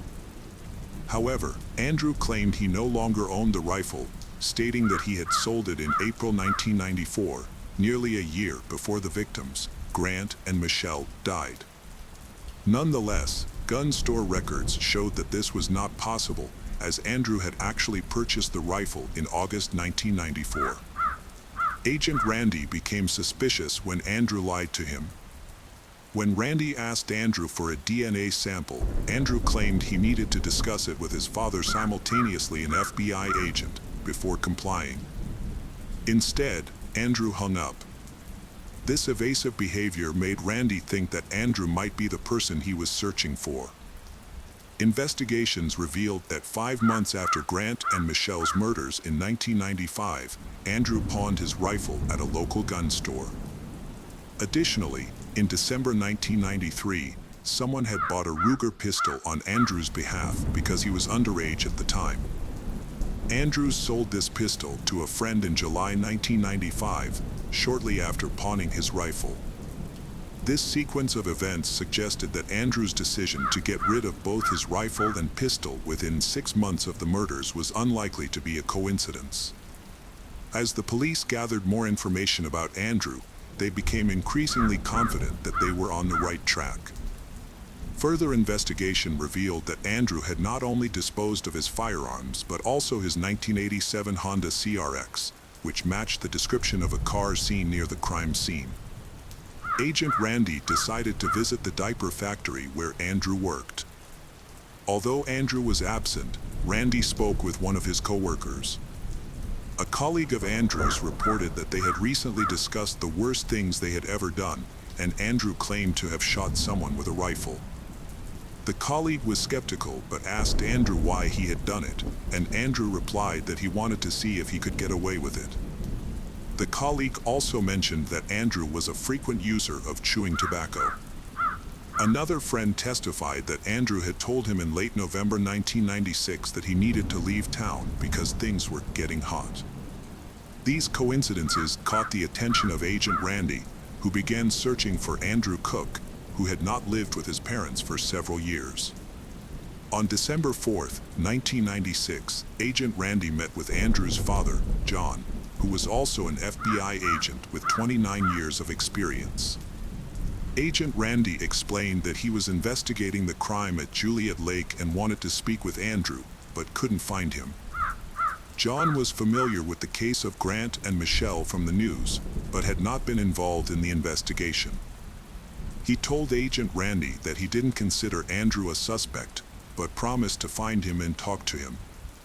Later that day, John was able to reach Andrew by phone. John Cook's world was turned upside down when his son, Andrew, revealed a shocking truth. A detective had been searching for Andrew in connection with a crime at Juliet Lake, and John had asked his son if he knew anything about it. Andrew's response was devastating. "Daddy, I'm not telling you. You're one of them, you're a cop." John's next question was laced with hope that his son would deny any involvement. "Were you the one who did the shooting?" he asked. After a brief pause, Andrew confirmed his worst fears, saying yes. Andrew explained that he had been fishing at Juliet Lake on the night of the incident. A couple had arrived, and he had gotten into an argument with the driver, Grant. According to Andrew, Grant had threatened him with a pistol, prompting Andrew to grab his rifle and commit an irreversible act. John urged his son to turn himself in to the authorities, but Andrew refused, saying he would rather disappear. John was stunned by his son's confession, but he maintained his professional composure. The next day, he visited the Monroe County Sheriff's Office and reported his son's confession. At the time, no one was aware that Andrew had been arrested earlier that morning in a nearby county for illegally hunting deer in Turkey. He had given a false name, but his true identity was quickly discovered by Agent Randy. Randy then traveled to Jones County to speak with Andrew.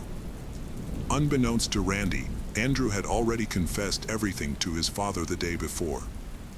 When Randy arrived at the Jones County Sheriff's Office, he introduced himself and asked Andrew if he would be willing to answer a few questions. Andrew responded, "It's been 2 years, and you still don't have any evidence. I used to own a Honda, a rifle, and a Ruger, but now you're just trying to frame me." Andrew told the sheriff that if they helped his father get a lawyer, he would reveal the entire truth. After being transferred to Monroe County, Andrew's father, John, was allowed a private conversation with him. When John hugged his son, both men broke down in tears. Andrew confessed to his father that he wasn't at the lake to fish on the night of the crime. Instead, he claimed to have arrived after the victims, Grant and Michelle, were already there. Andrew's story went that he had fired multiple shots from his rifle, then used his pistol to fire additional shots. He then pulled Michelle's body out of the car in an attempt to mislead the police. As an extra precaution, Andrew spat on Michelle to prevent the police from linking him to the crime through saliva analysis. Andrew was subsequently charged with the murders of Grant Hendrickson and Michelle Cartagena.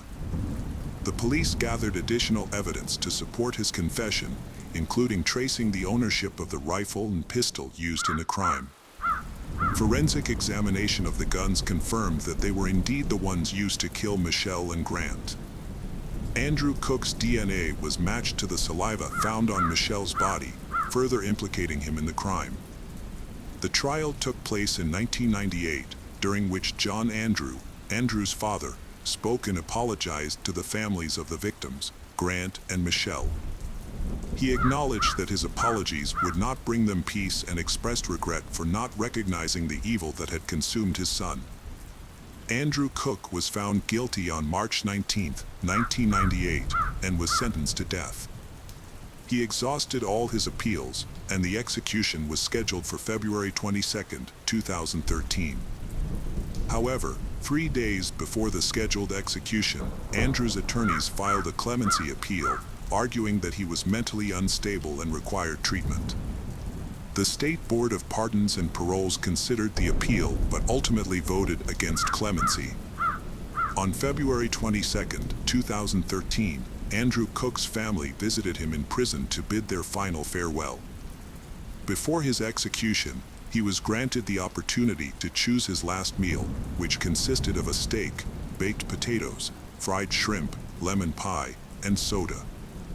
As he lay strapped to a gurney in the death chamber, Andrew delivered his final words, expressing remorse for his actions. "I'm sorry," he said.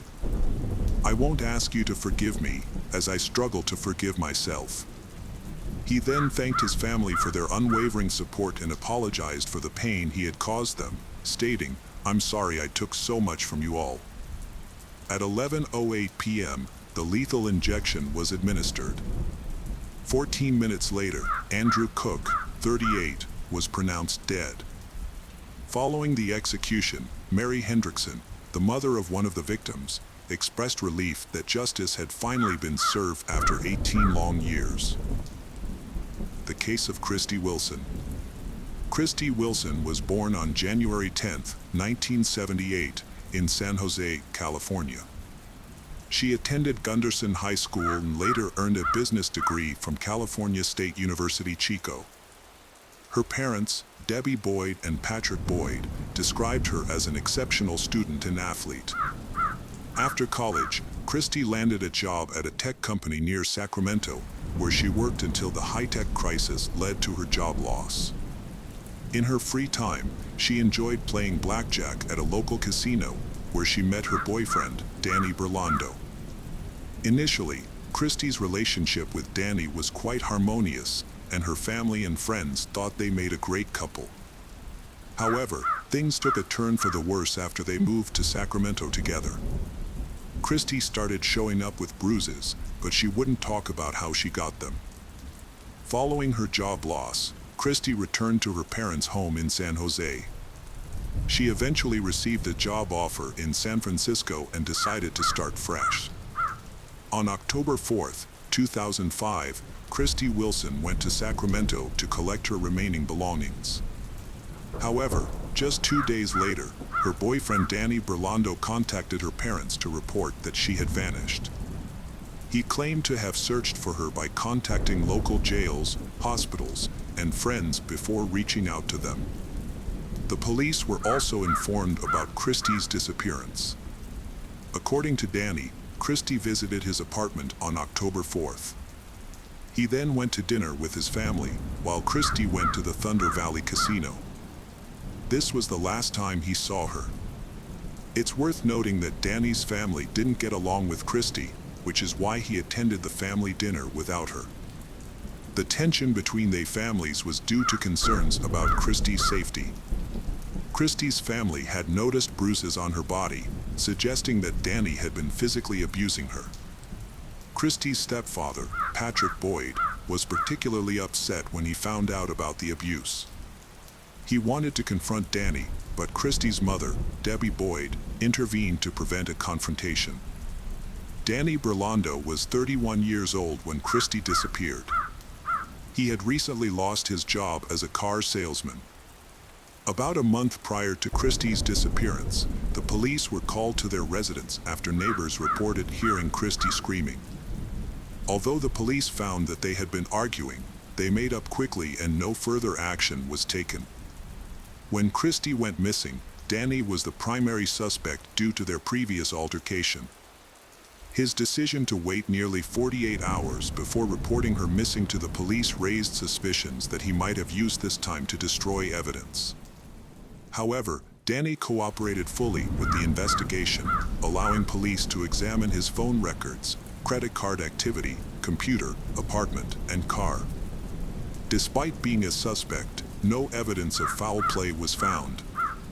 Danny had an alibi for the time Christy went missing, having attended a family dinner. Before reporting her disappearance, he attempted to contact Christy 78 times, but she did not answer. The police interviewed Christy's friends and family and reviewed her phone and credit card activities, but found no activity on her bank account since October 4th. Christy's family and the police worked together to find her. They searched the area with dogs, volunteers, and a police helicopter. Her family asked people to share any information they had about Christy's whereabouts. Danny searched for Christy on his own and visited the Thunder Valley Casino. The casino staff couldn't give him any useful information. However, he found Christy's car in the parking lot. The investigators arrived at the casino and confirmed Christy's car was still in the parking lot. This finding caused confusion rather than answers. There were no signs of a fight or other suspicious activities around her car. The big questions were whether Christy left the casino on her own and why her car remained there. Detectives reviewed security footage inside and outside the casino, hoping to understand what had happened. At the same time, the police conducted another search of Christy and Danny's apartment, but it yielded no results. Meanwhile, Christy's stepfather, Patrick, a police officer, organized a search of a nearby river, but nothing was found. The investigation shifted its focus to Thunder Valley Casino, where Christie was last seen. Using her player's card, investigators tracked her movements and discovered that she played blackjack around 11 p.m. The casino's recordings showed Christie sitting at a table with a man, but Danny was nowhere to be seen. The man and Christie appeared to be communicating, congratulating each other on wins and offering comfort when they lost. They spent about 6 hours together at the casino, during which the man was seen putting his hand on Christie's shoulder. Christie had a night of mixed results. She began well, winning and keeping a good count of the cards. However, as the evening progressed, her luck turned, and she started to lose. As she consumed more drinks, Christie became increasingly agitated and lost control. The casino staff eventually asked her to leave, but the man intervened, saying, "Don't worry, I'll take care of this beauty." Shortly after, the man and Christie left the casino together, as captured on camera. During a visit to Thunder Valley, detectives made a significant discovery when casino employees found a mobile phone under a blackjack table. The phone belonged to Christie, and it's possible she had unknowingly dropped it.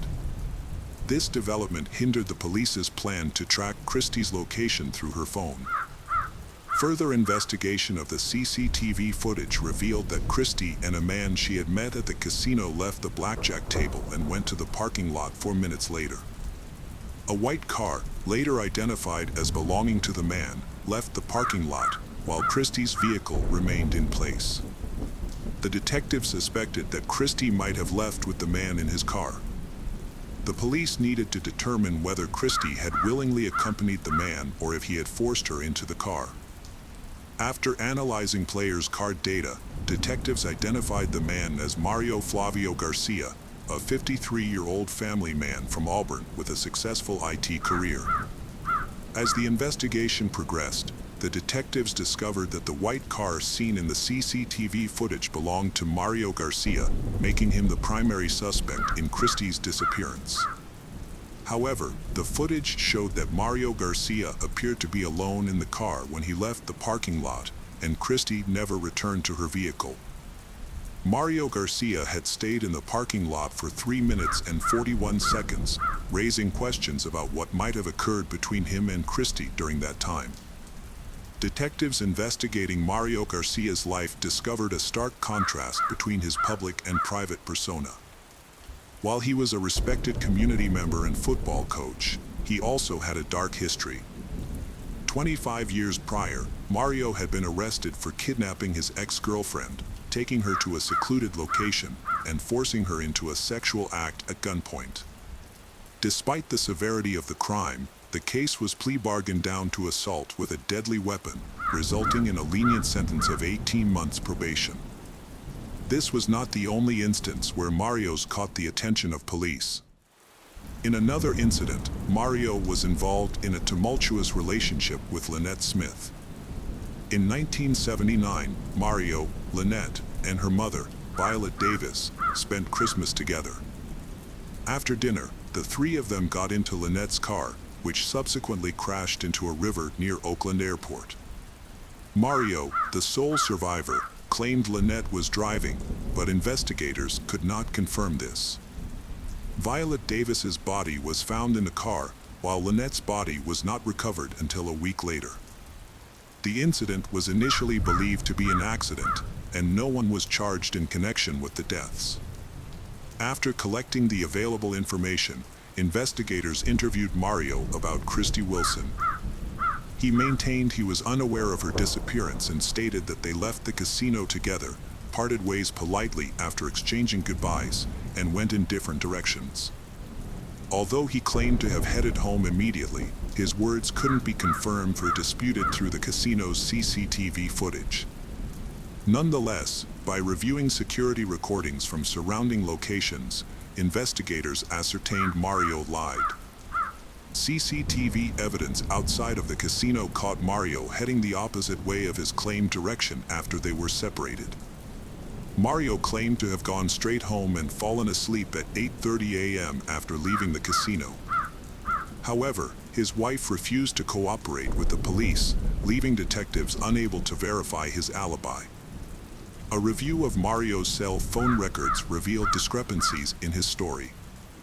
A call to his wife at 7:51 a.m. was made from a cell tower located far from his house, indicating he did not go home immediately after the casino. Mario also stated that he arrived at work at 9 a.m., but a colleague reported that he was late, arriving around 10 a.m. Further investigation revealed that Mario had scratches on his arm and a bruise under one eye the day after Christy Wilson's disappearance. When questioned, Mario attributed the injuries to a fall from a tree while pruning. However, detectives were skeptical of this explanation, as it is unlikely that someone would prune trees at night. The police asked a forensic expert to examine Mario Garcia's injuries.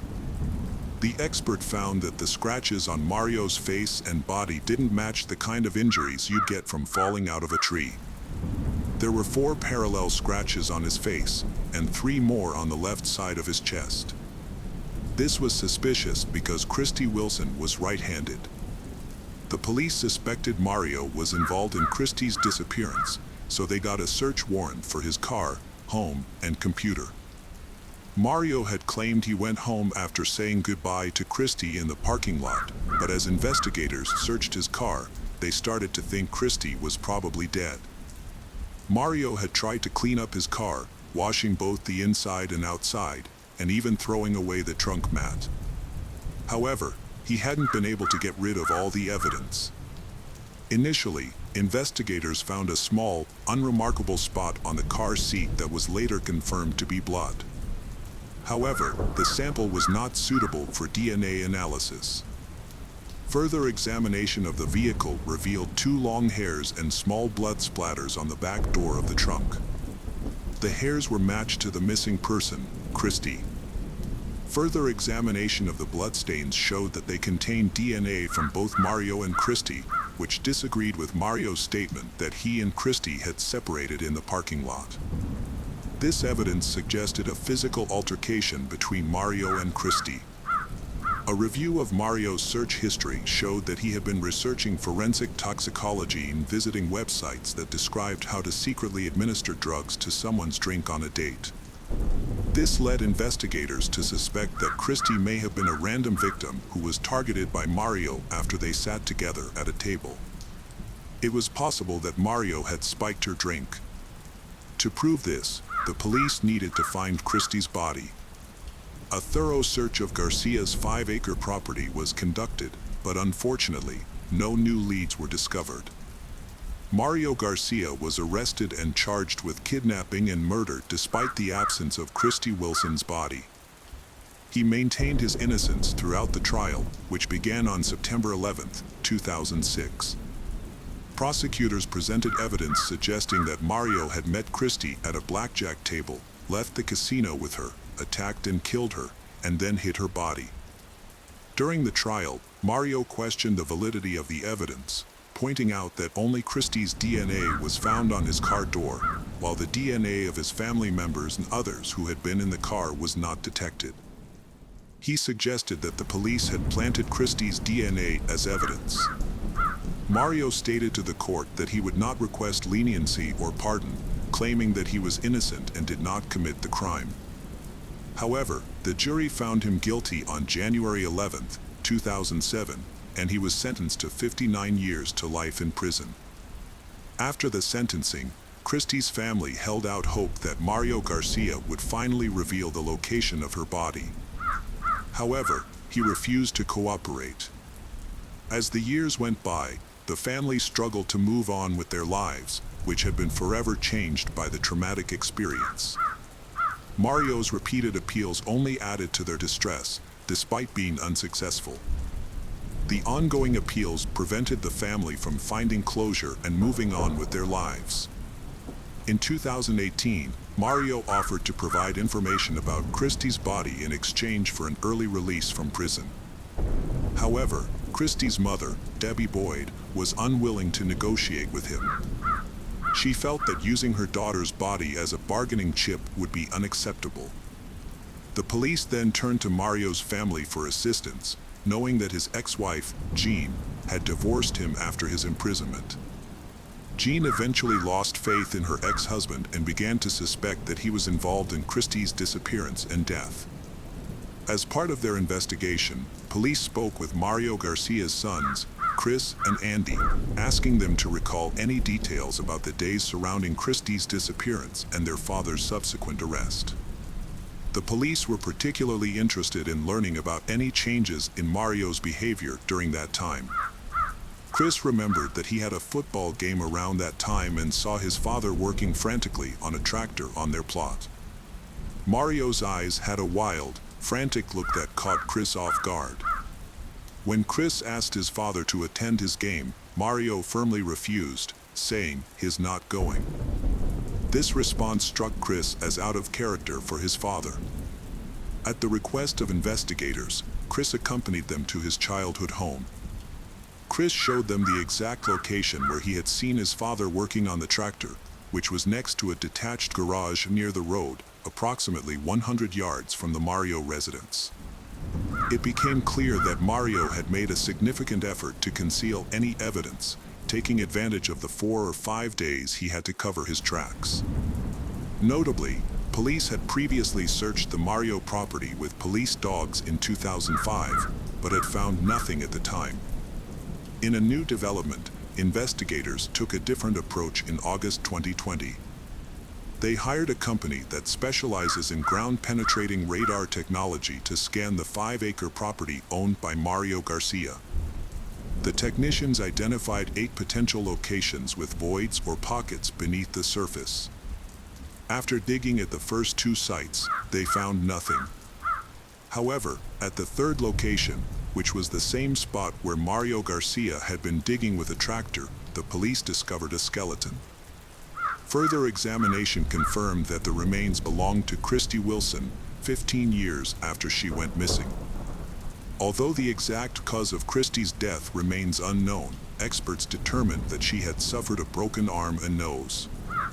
The investigators, who had been working on the case for 15 years, traveled to Arizona to personally inform Christy's mother, Debbie Boyd, about the discovery. The news brought a mix of sadness and relief to Christy's family, who could finally find closure and say goodbye to their daughter. Placer County Sheriff Devin Bell announced that Christy Wilson's case has been solved, thanks to efforts by his team. This was achieved without the cooperation of Mario Garcia, a convicted murderer who is currently in prison. Mario, 67, had refused to provide any information to help the family find closure. According to Christy's mother, Debbie Boyd, this news brings her family peace and marks the end of a painful chapter. She praised the perseverance of the police and thanked them for their tireless efforts. Notably, Mario had died of pneumonia in 2020, but even his death had brought some peace to the family. Mario had never pleaded guilty to any involvement in Christy's disappearance, despite her remains being found on Mario's plot in 2005. The case of Grant Hendrickson and Michelle Cartagena. Grant Hendrickson, born on September 20th, 1972, in Macon, Georgia, was an outdoor enthusiast who enjoyed fishing, golf, canoeing, and camping. Like his girlfriend, he was also an active volunteer in the community, having worked at the Museum of Arts and Sciences in Macon since the age of 15. Their active lifestyles likely drew them together, according to those who knew them. Grant's girlfriend, Michelle Cartagena, was born on May 2, 1975, in Monterey, California. She was a well-rounded and talented individual. She played in her school's marching orchestra band, was the top singles tennis player, and led her school softball team. Additionally, she was a member of the National Honor Society. Outside of school, Michelle volunteered with the Red Cross and an animal welfare association, and she often visited elderly people. Her father remembered her as a caring and driven individual who aimed to pursue a career in medicine to help others and give back to society. January 3, 1995, brought a grim discovery to the typically quiet area of Juliet Lake. A passerby reported finding two lifeless bodies while walking near the lake. The local sheriff and his deputy responded to the scene, where they were met with a shocking sight. Their office was not accustomed to handling serious crimes, as fights and thefts were the norm. The deputies were not prepared for what they found: a white Honda parked on the lake's shore, with the body of a man inside and her body lying on the ground nearby. The cause of death was evident, even to a non-expert. Both victims had been shot. The car contained the victims' personal belongings, including identification, which revealed the identities of the victims. The male victim was 22-year-old Grant Hendrickson, who was found in the driver's seat. The second victim was 19-year-old Michelle Cartagena. The police were alerted to the incident, and officers from the Major Crimes Unit, along with forensic experts, arrived at the lake.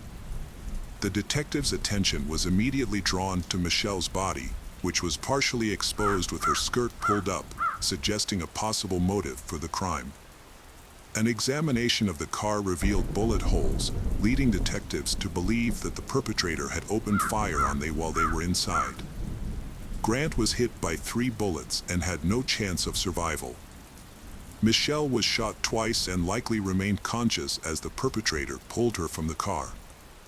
The position of Michelle's body, with her legs spread apart, suggested that the perpetrator may have intended to take advantage of her vulnerable state, but did not do so. Forensic experts found a substance on the inside of her thighs, which was later identified as saliva containing chewing tobacco particles. The saliva samples were sent to the lab for further analysis. During the crime scene investigation, police discovered important evidence, including bullet casings of 2 different calibers, 13.223 caliber casings and 4 9mm casings. The presence of 2 types of ammunition suggests that there may have been 2 perpetrators, each using a different weapon. The families of Grant and Michelle were shocked and stunned when they learned about the tragedy. They struggled to comprehend who could have committed such a heinous act against their children. As only children, Grant and Michelle were extremely close to their parents.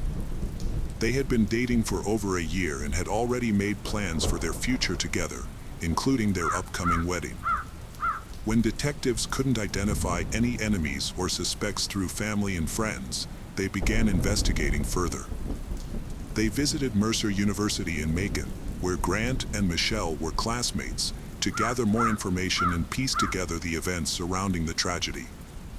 The police investigation into the deaths of Michelle and Grant was ongoing, but they had not uncovered any significant leads.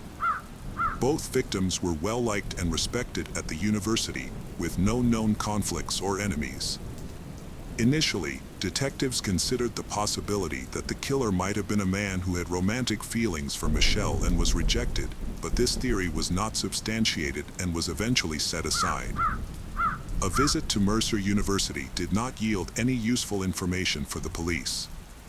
However, by reconstructing the events of January 2nd, the detectives learned that Michelle and Grant had gone to a restaurant, followed by a movie.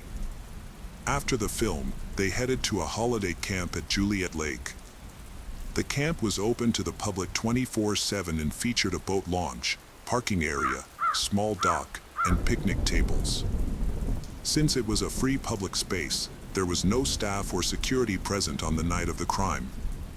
Other people were in the area, but they did not report anything suspicious. Some individuals did hear loud noises, which they initially dismissed as firecrackers. A witness reported seeing a 1980s Honda CRX speeding out of the parking lot. Meanwhile, investigators found a DNA sample in saliva on Michelle's thigh. However, at the time, DNA technology was still in its early stages. The DNA Identification Act, which allowed the FBI to create a national DNA database, was not passed until 1994. As a result, there was no database to compare the DNA sample to, and it could only be matched by directly comparing it to the perpetrator's DNA. The investigation also included questioning staff at the restaurant and cinema that Grant and Michelle visited before their deaths, but nothing suspicious was found. The authorities considered the possibility that they might have been random victims or had a chance encounter with someone who became violent. The detectives found no evidence of any other motives, as they had good grades, no connections to shady individuals, and did not use illicit substances. The fact that the perpetrator left behind valuables, including money, suggests that the motive behind the crime was not financial gain, but rather something else. Forensic analysis revealed that the likely weapons used in the crime were an AR-15 rifle and a 9mm Ruger pistol. Despite questioning over 100 individuals and collecting DNA samples from several dozen potential suspects, the investigation had stalled. More than a year and a half after the crime, Agent Randy Upton of the Georgia Bureau of Investigation took over the case in the fall of 1996. Randy adopted a new approach, shifting his focus from identifying the perpetrator to locating the weapon used in the crime. He visited the largest gun store in Macon and requested a list of customers who had purchased an AR-15 rifle between 1985 and 1995. Investigator Randy started contacting individuals on the list of 108 potential suspects. He explained to them that cooperating by allowing their weapon to be inspected and providing a DNA sample would greatly aid the investigation. Most of the people Randy spoke with agreed to comply, which led to the experts conducting further tests. As a result, the list of suspects began to dwindle. On November 27, 1996, Randy contacted Andrew Allen Cook, a 22-year-old who was on the list. During their conversation, Randy informed Andrew of the purpose of the call and asked permission to examine his rifle. However, Andrew claimed he no longer owned the rifle, stating that he had sold it in April 1994, nearly a year before the victims, Grant and Michelle, died. Nonetheless, gun store records showed that this was not possible, as Andrew had actually purchased the rifle in August 1994. Agent Randy became suspicious when Andrew lied to him. When Randy asked Andrew for a DNA sample, Andrew claimed he needed to discuss it with his father, simultaneously an FBI agent, before complying. Instead, Andrew hung up. This evasive behavior made Randy think that Andrew might be the person he was searching for. Investigations revealed that 5 months after Grant and Michelle's murders in 1995, Andrew pawned his rifle at a local gun store. Additionally, in December 1993, someone had bought a Ruger pistol on Andrew's behalf because he was underage at the time. Andrew sold this pistol to a friend in July 1995, shortly after pawning his rifle. This sequence of events suggested that Andrew's decision to get rid of both his rifle and pistol within 6 months of the murders was unlikely to be a coincidence. As the police gathered more information about Andrew, they became increasingly confident that they were on the right track. Further investigation revealed that Andrew had not only disposed of his firearms but also his 1987 Honda CRX, which matched the description of a car seen near the crime scene. Agent Randy decided to visit the diaper factory where Andrew worked. Although Andrew was absent, Randy spoke with one of his co-workers. A colleague of Andrew's reported that they had recently discussed the worst things they had ever done, and Andrew claimed to have shot someone with a rifle. The colleague was skeptical but asked Andrew why he had done it, and Andrew replied that he wanted to see if he could get away with it. The colleague also mentioned that Andrew was a frequent user of chewing tobacco. Another friend testified that Andrew had told him in late November 1996 that he needed to leave town because things were getting hot. These coincidences caught the attention of Agent Randy, who began searching for Andrew Cook, who had not lived with his parents for several years. On December 4, 1996, Agent Randy met with Andrew's father, John, who was also an FBI agent with 29 years of experience. Agent Randy explained that he was investigating the crime at Juliet Lake and wanted to speak with Andrew, but couldn't find him. John was familiar with the case of Grant and Michelle from the news, but had not been involved in the investigation. He told Agent Randy that he didn't consider Andrew a suspect, but promised to find him and talk to him. Later that day, John was able to reach Andrew by phone. John Cook's world was turned upside down when his son, Andrew, revealed a shocking truth. A detective had been searching for Andrew in connection with a crime at Juliet Lake, and John had asked his son if he knew anything about it. Andrew's response was devastating. "Daddy, I'm not telling you. You're one of them, you're a cop." John's next question was laced with hope that his son would deny any involvement. "Were you the one who did the shooting?" he asked. After a brief pause, Andrew confirmed his worst fears, saying yes. Andrew explained that he had been fishing at Juliet Lake on the night of the incident.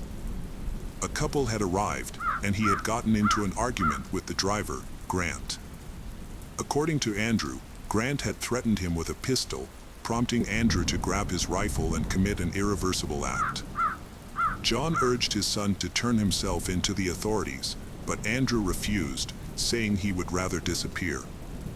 John was stunned by his son's confession, but he maintained his professional composure. The next day, he visited the Monroe County Sheriff's Office and reported his son's confession. At the time, no one was aware that Andrew had been arrested earlier that morning in a nearby county for illegally hunting deer in Turkey. He had given a false name, but his true identity was quickly discovered by Agent Randy. Randy then traveled to Jones County to speak with Andrew. Unbeknownst to Randy, Andrew had already confessed everything to his father the day before. When Randy arrived at the Jones County Sheriff's Office, he introduced himself and asked Andrew if he would be willing to answer a few questions. Andrew responded, "It's been 2 years, and you still don't have any evidence. I used to own a Honda, a rifle, and a Ruger, but now you're just trying to frame me." Andrew told the sheriff that if they helped his father get a lawyer, he would reveal the entire truth. After being transferred to Monroe County, Andrew's father, John, was allowed a private conversation with him. When John hugged his son, both men broke down in tears. Andrew confessed to his father that he wasn't at the lake to fish on the night of the crime. Instead, he claimed to have arrived after the victims, Grant and Michelle, were already there. Andrew's story went that he had fired multiple shots from his rifle, then used his pistol to fire additional shots. He then pulled Michelle's body out of the car in an attempt to mislead the police. As an extra precaution, Andrew spat on Michelle to prevent the police from linking him to the crime through saliva analysis. Andrew was subsequently charged with the murders of Grant Hendrickson and Michelle Cartagena. The police gathered additional evidence to support his confession, including tracing the ownership of the rifle and pistol used in the crime. Forensic examination of the guns confirmed that they were indeed the ones used to kill Michelle and Grant. Andrew Cook's DNA was matched to the saliva found on Michelle's body, further implicating him in the crime. The trial took place in 1998, during which John Andrew, Andrew's father, spoke and apologized to the families of the victims, Grant and Michelle. He acknowledged that his apologies would not bring them peace and expressed regret for not recognizing the evil that had consumed his son. Andrew Cook was found guilty on March 19, 1998, and was sentenced to death. He exhausted all his appeals, and the execution was scheduled for February 22, 2013. However, 3 days before the scheduled execution, Andrew's attorneys filed a clemency appeal, arguing that he was mentally unstable and required treatment. The State Board of Pardons and Paroles considered the appeal but ultimately voted against clemency. On February 22, 2013, Andrew Cook's family visited him in prison to bid their final farewell. Before his execution, he was granted the opportunity to choose his last meal, which consisted of a steak, baked potatoes, fried shrimp, lemon pie, and soda. As he lay strapped to a gurney in the death chamber, Andrew delivered his final words, expressing remorse for his actions. "I'm sorry," he said. "I won't ask you to forgive me, as I struggle to forgive myself." He then thanked his family for their unwavering support and apologized for the pain he had caused them, stating, "I'm sorry I took so much from you all." At 11:08 p.m., the lethal injection was administered. 14 minutes later, Andrew Cook, 38, was pronounced dead. Following the execution, Mary Hendrickson, the mother of one of the victims, expressed relief that justice had finally been served after 18 long years. The case of Marina Menegazzo and Maria Jose Coney. This story began in 2016 in the Argentine city of Mendoza. On January 10th, two young women, 21-year-old Marina Menegazzo and 22-year-old Maria Jose Coney, embarked on a highly anticipated trip. Unfortunately, their journey ultimately led to one of the most publicized investigations in Latin America over the past decade. At the time, Maria Jose was a 22-year-old economics student at the National University of Cuyo, while Marina was a 21-year-old speech therapy student at the Aconcagua University. Both women volunteered for an organization that assisted homeless individuals. According to friends and acquaintances, they were two bright and cheerful young women who were extremely close to their families. Marina Menegazzo and Maria Jose Coney embarked on a trip with two friends, but the group eventually parted ways. They girls continued their journey, which began on January 10th. Their route can be tracked through Maria Jose Coney's Instagram posts.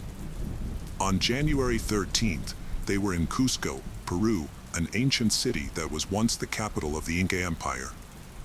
The next day, January 14th, another photo was posted, also taken in Cusco. A subsequent image was published on January 15th, showing they on a railway bridge near the Machu Picchu hydroelectric power plant.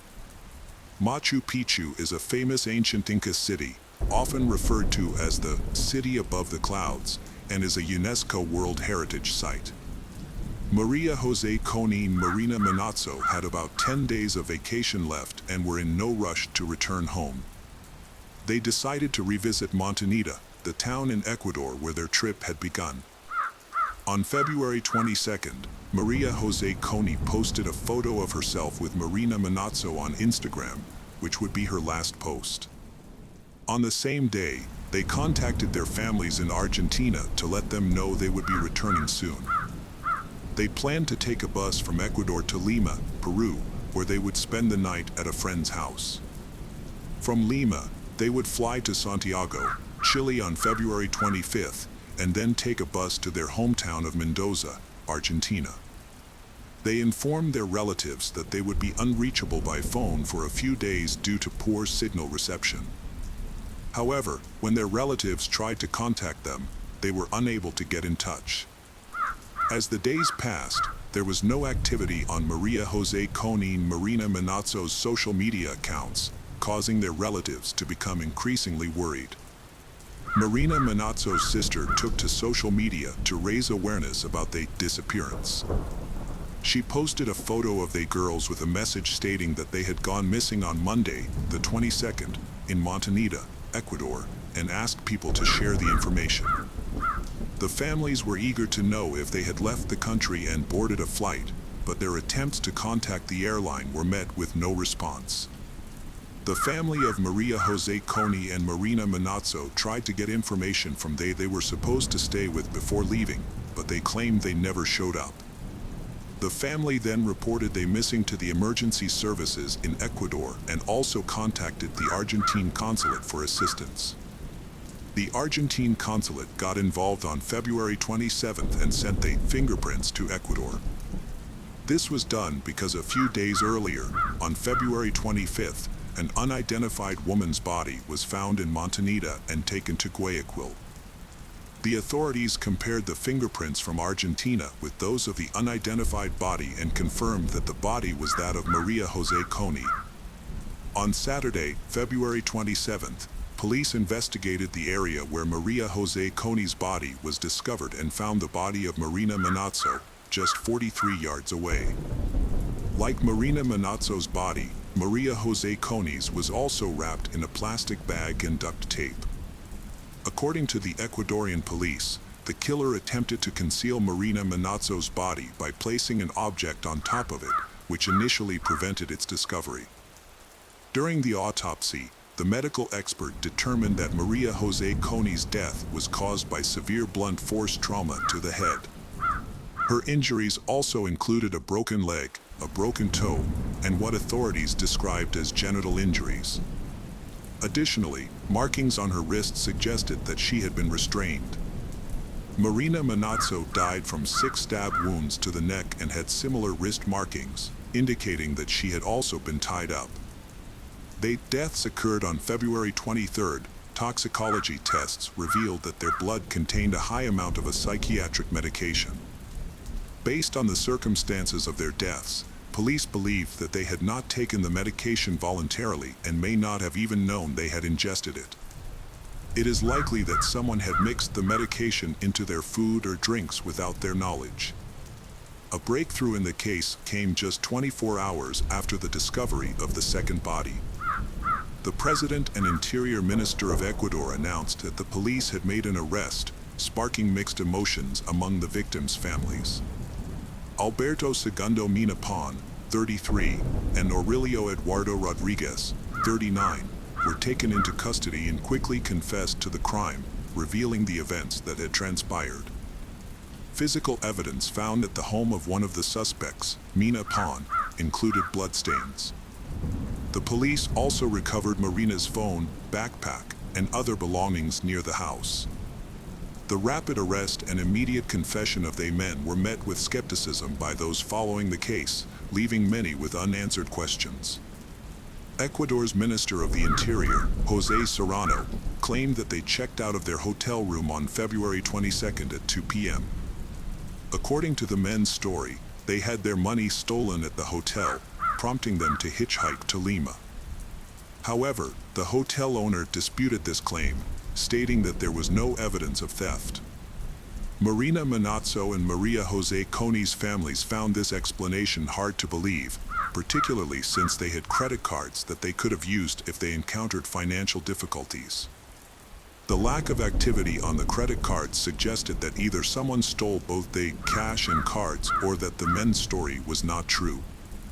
Moreover, they could have accessed the funds in their account without needing the physical card, but they didn't use the money to book travel or accommodations online.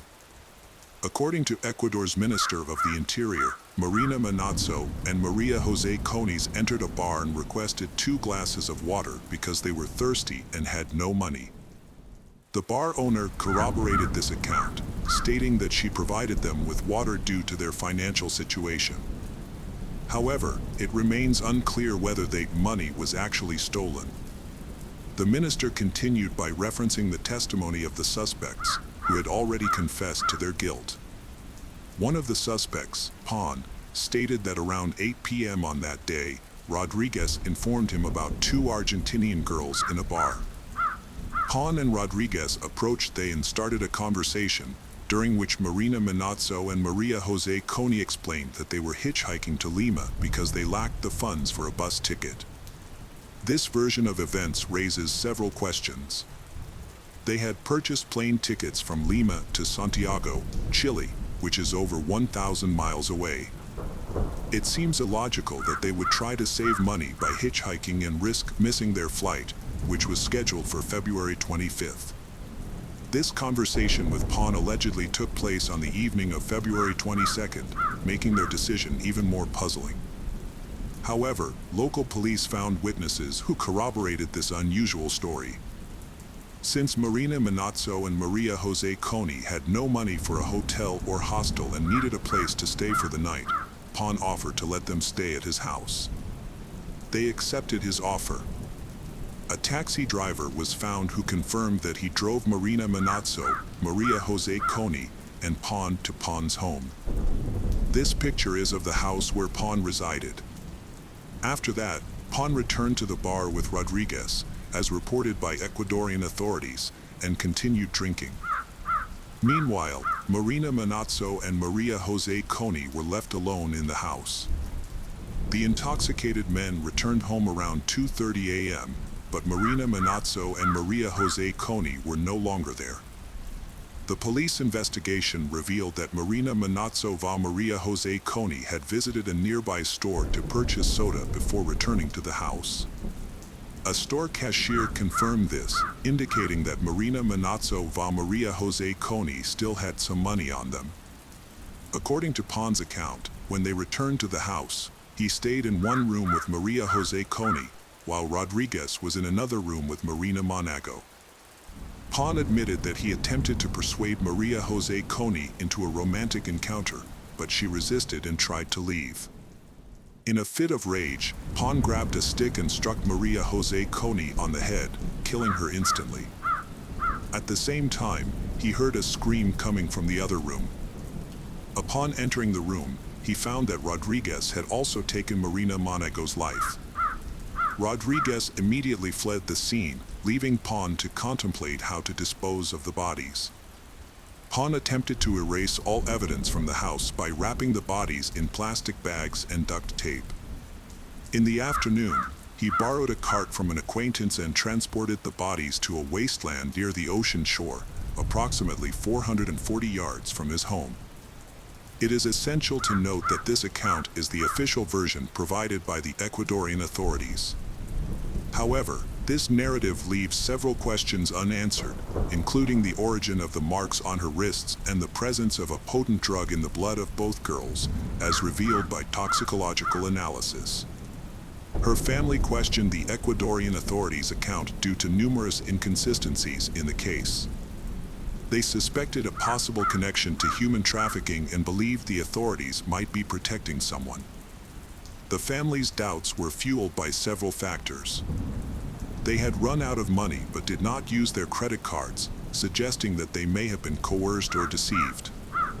Additionally, it was reported that they were under the influence of drugs, which raised suspicions about their supposed activities.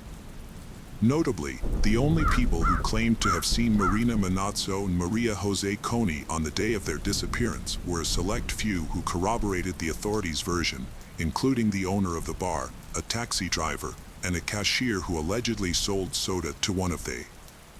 Furthermore, the town's relatively small population of 5,000 residents made it surprising that no one else came forward as a witness.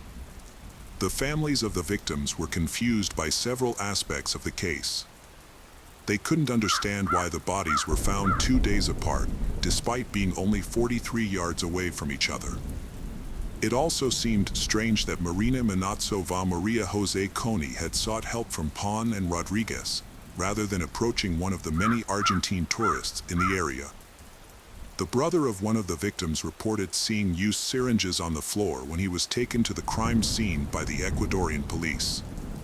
However, when he asked about them, the syringes mysteriously disappeared. Furthermore, the syringes were not visible in crime scene photos, and the experts who examined the area denied their existence. The family suspected that Pon and Rodriguez were involved in something more sinister, such as human trafficking, and that they were being used as a cover. The authorities responded by scheduling a second autopsy and a new toxicological examination. Additionally, it was discovered that both defendants had repeatedly changed their story about the events surrounding Marina Manazzo and Maria Jose Coney deaths. According to one version, Pon denied involvement in the crime and instead claimed that the perpetrator was a Venezuelan illegal substance dealer known as El Chamo, who lived in the area.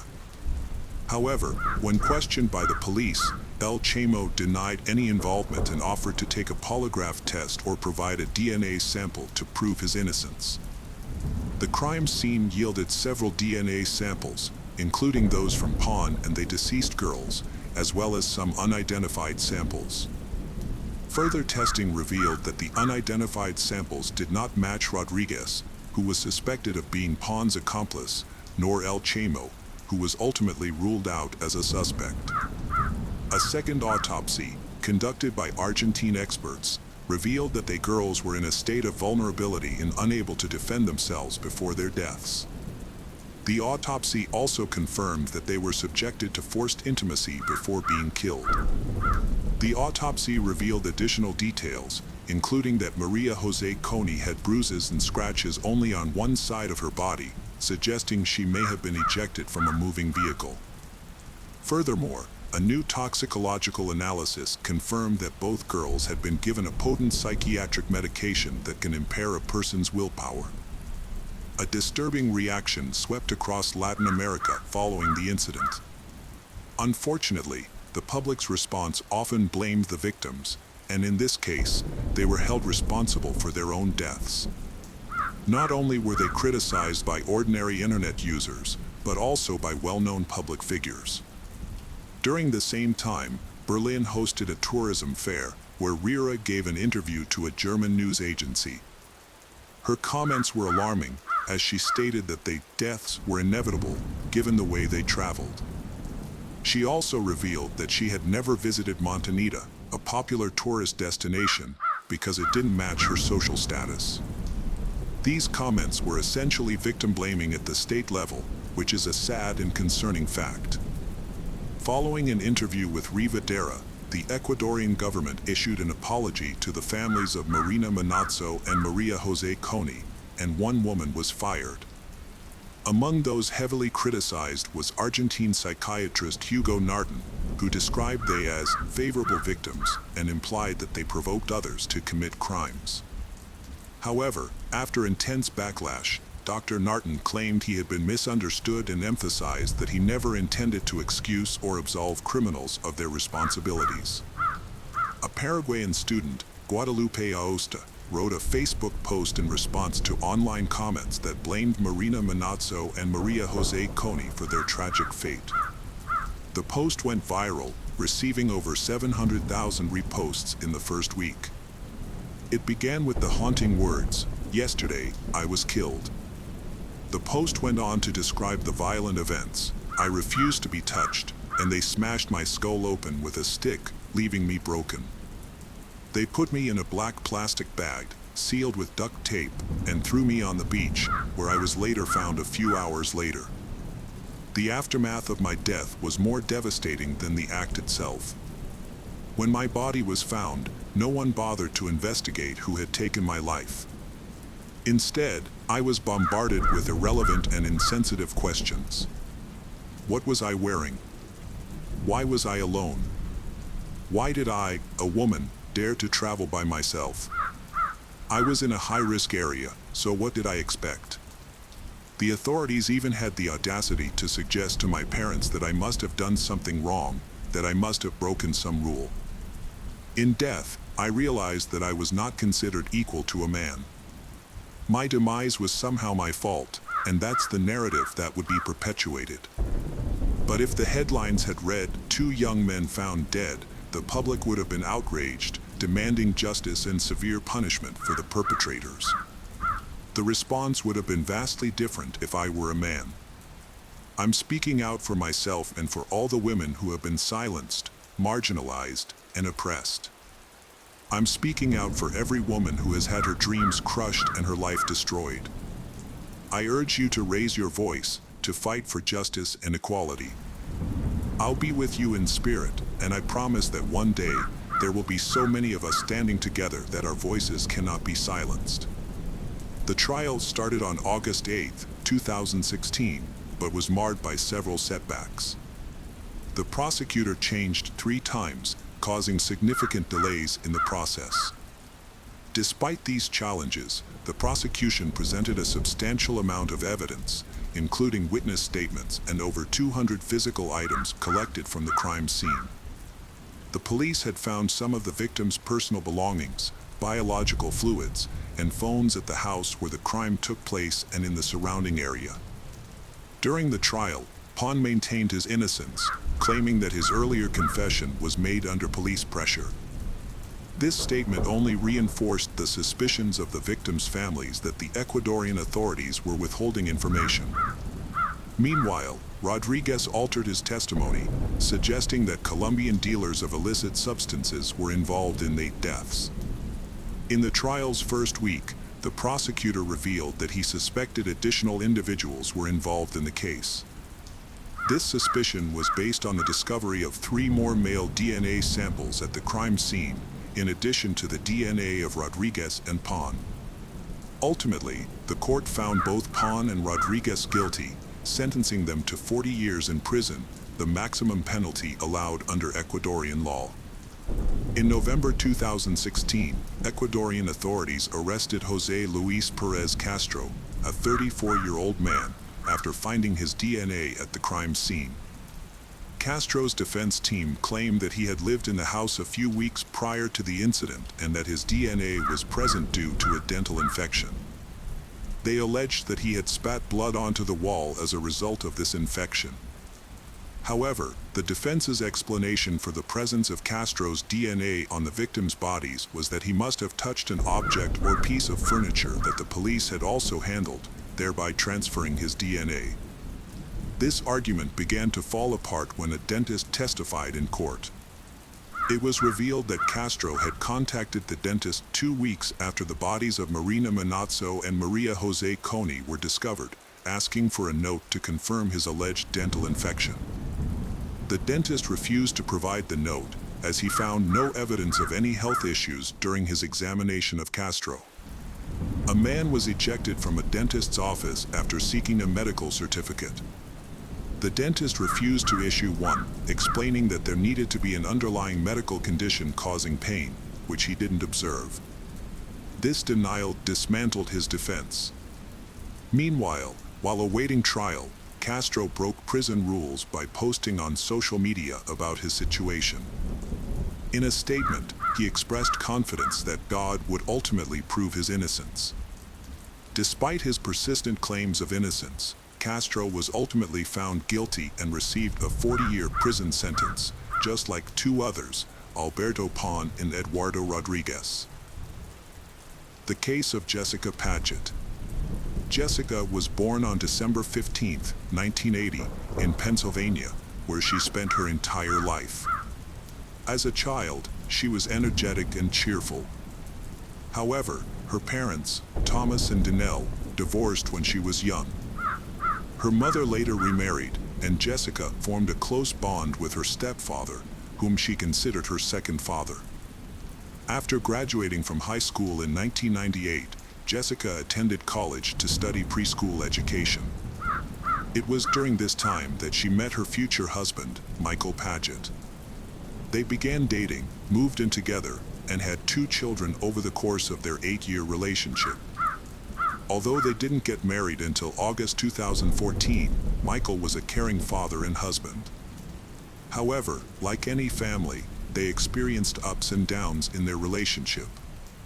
Jessica was happy with Michael, but just 4 months after their wedding, she vanished. Before her disappearance, Jessica worked at a kindergarten in Northampton for 2 years. She loved her job, as she was passionate about working with children and had a natural ability to connect with them. The children adored her, and she enjoyed spending time with them.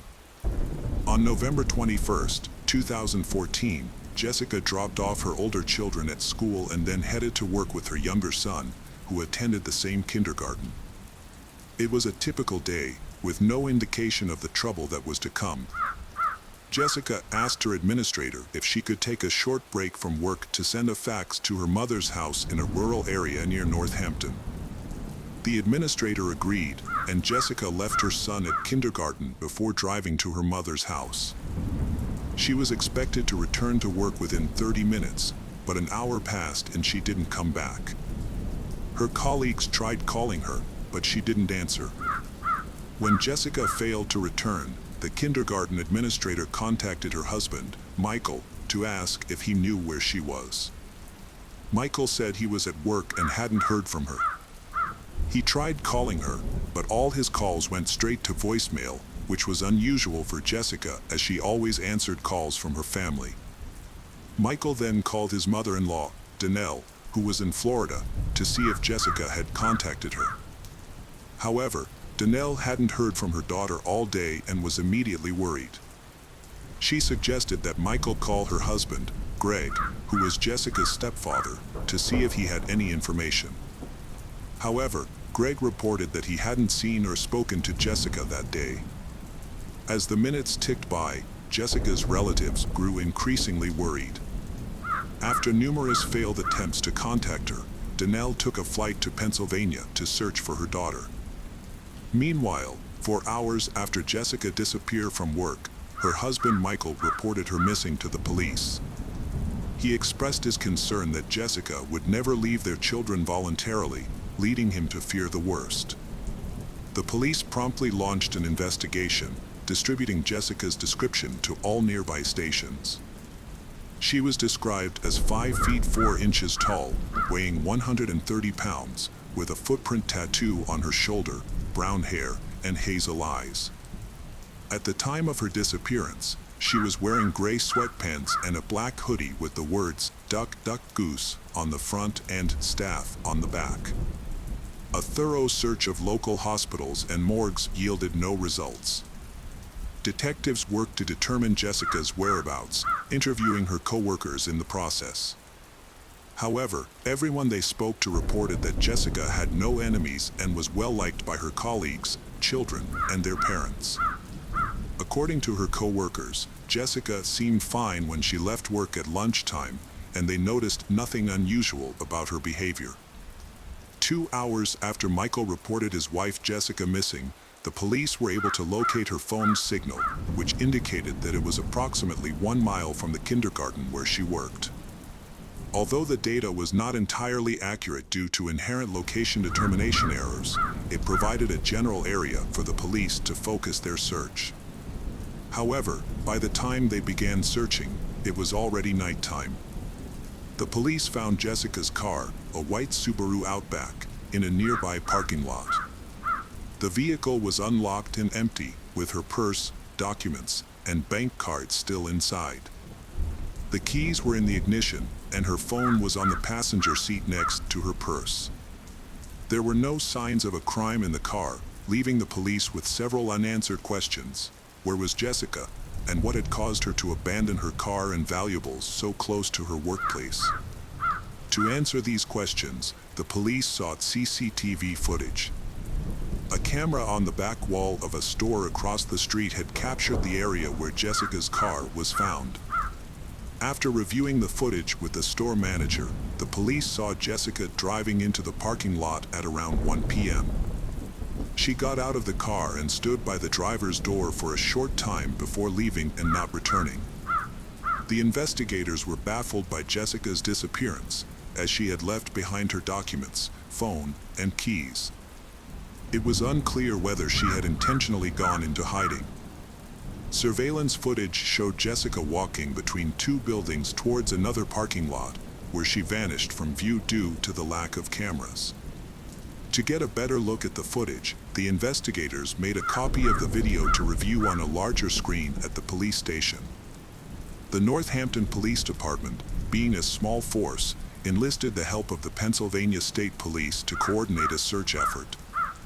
Flyers with Jessica's photo were distributed throughout Northampton and surrounding cities, as well as shared on social media and through local news outlets. State police detectives began reconstructing the events leading up to Jessica's disappearance. They started by re-interviewing the kindergarten staff, who revealed that Jessica had left work to send a fax from her mother's house. The detectives then visited the house, which was approximately 4 miles from the kindergarten, in search of answers. The detectives met with Danelle and her husband Greg at the scene and learned that Jessica had keys to their home and could visit at any time. On the day of her disappearance, both Danelle and Greg had been out, Danelle in Florida and Greg elsewhere, which left uncertainty about Jessica's activities at the house.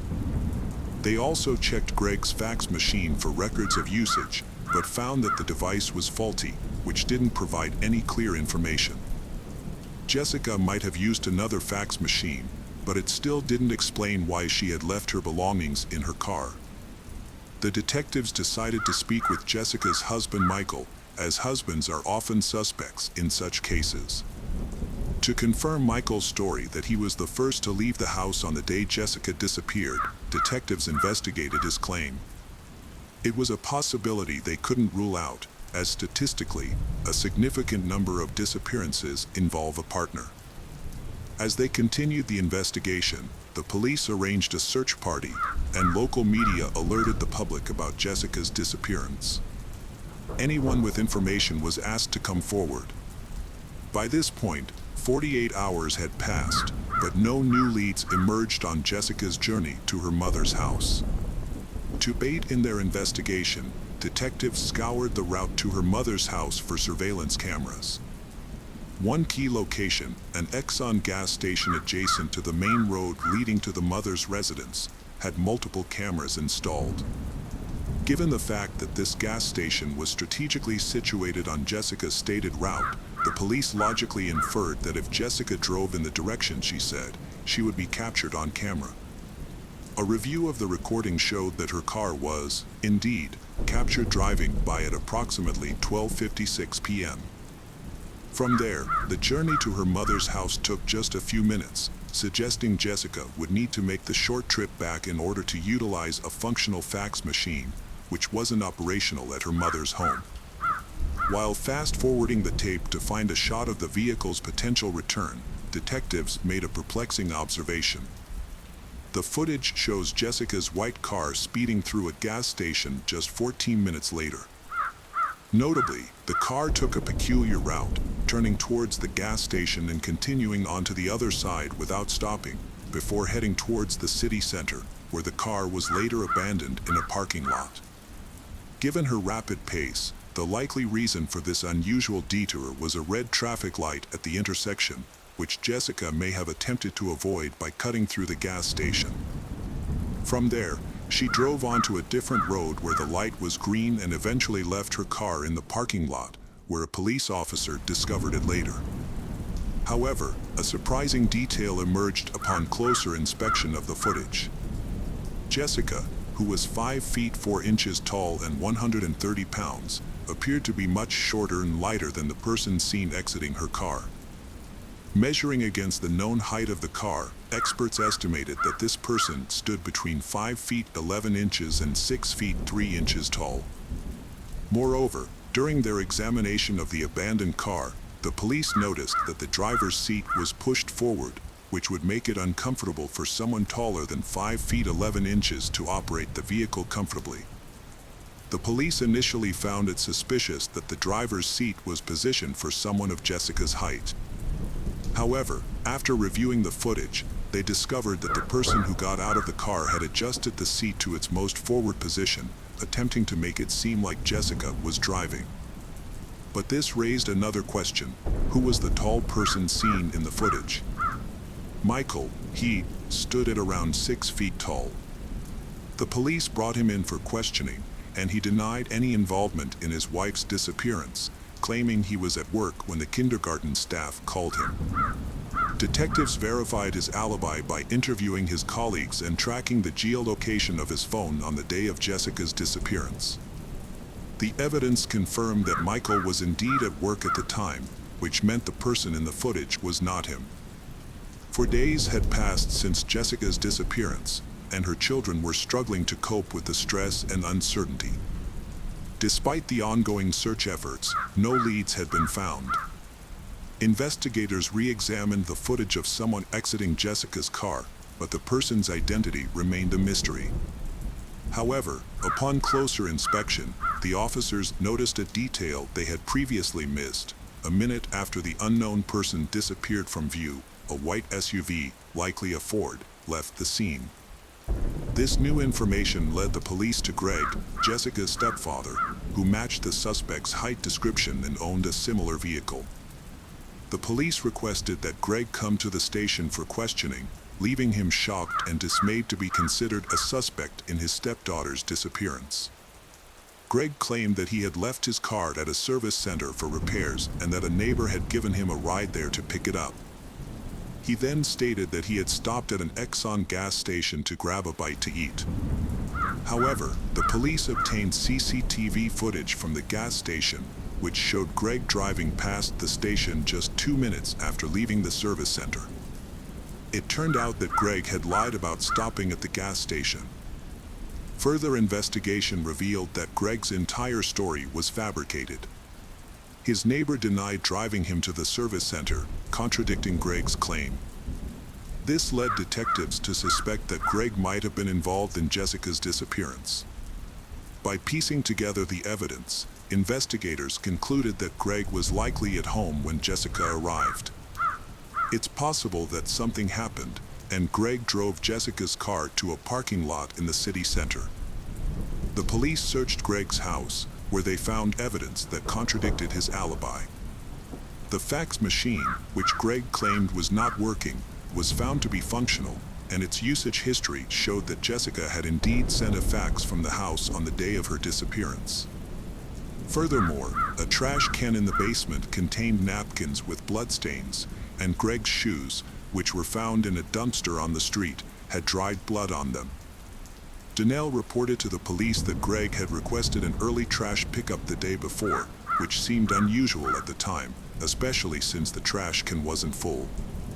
In hindsight, this could be how Greg disposed of evidence related to cleaning products and rags used in the house. During a second interrogation, the police confronted Greg, stating that they knew his previous statements were false and that they had found evidence in his home. They also informed him that they were aware Jessica had been at his house on the day she disappeared. Greg then began to talk. Greg claimed that when he returned home on the afternoon of November 21st, he found Jessica's car in the driveway and bloodstains on the carpet. He alleged that Jessica was already dead when he arrived and that he panicked, fearing no one would believe him. He supposedly drove Jessica's car to a city center parking lot and then returned home. Greg also stated that Jessica had outstanding debts, which he claimed led to her death. However, detectives later discovered that this was another lie, and they found evidence that Greg had purchased adult toys the day before Jessica disappeared. The investigators were fed up with Greg's inconsistent stories, so they directly asked him where he had hidden his stepdaughter Jessica's body, explaining that an autopsy would provide answers to many questions. Realizing he was caught, Greg changed his story again. This time, he claimed he was at home watching adult videos when Jessica arrived and asked to send a fax. According to Greg, he was standing behind her as she used the computer, and he became aroused and developed a desire for his stepdaughter. Without saying a word, he allegedly pulled out a gun and shot her in the back of the head. Then, he moved Jessica's body to the bedroom. Greg then drove Jessica's car to a parking lot in the city center, where he had previously left his Ford for repairs. To mislead investigators, he adjusted the seat to make it appear as though Jessica was driving. What Greg said next shocked the investigators. After returning home, he set up a video camera near the bed and recorded a video of himself with Jessica's body. The police later found this disturbing video on Greg's computer. Greg confessed to wrapping his stepdaughter Jessica's body in a blanket and hiding it in a ravine near his home. He claimed he was not a bad person, but had lost control. After the crime, Greg's life fell apart. He lost his business, home, dogs, and wife. However, he never mentioned the loss of Jessica. Jessica's mother, Donnell, was shocked to discover that her daughter was dead and that her husband was responsible. The authorities announced Jessica's death, stating that she was a victim of homicide. The district attorney, John Morganelli, expressed skepticism about Greg's version of events, but believed there was a sexual motive behind the crime. The prosecutor's office examined the evidence to determine if Greg had planned the attack. Jessica's family released a statement thanking law enforcement, the media, and the public for their efforts.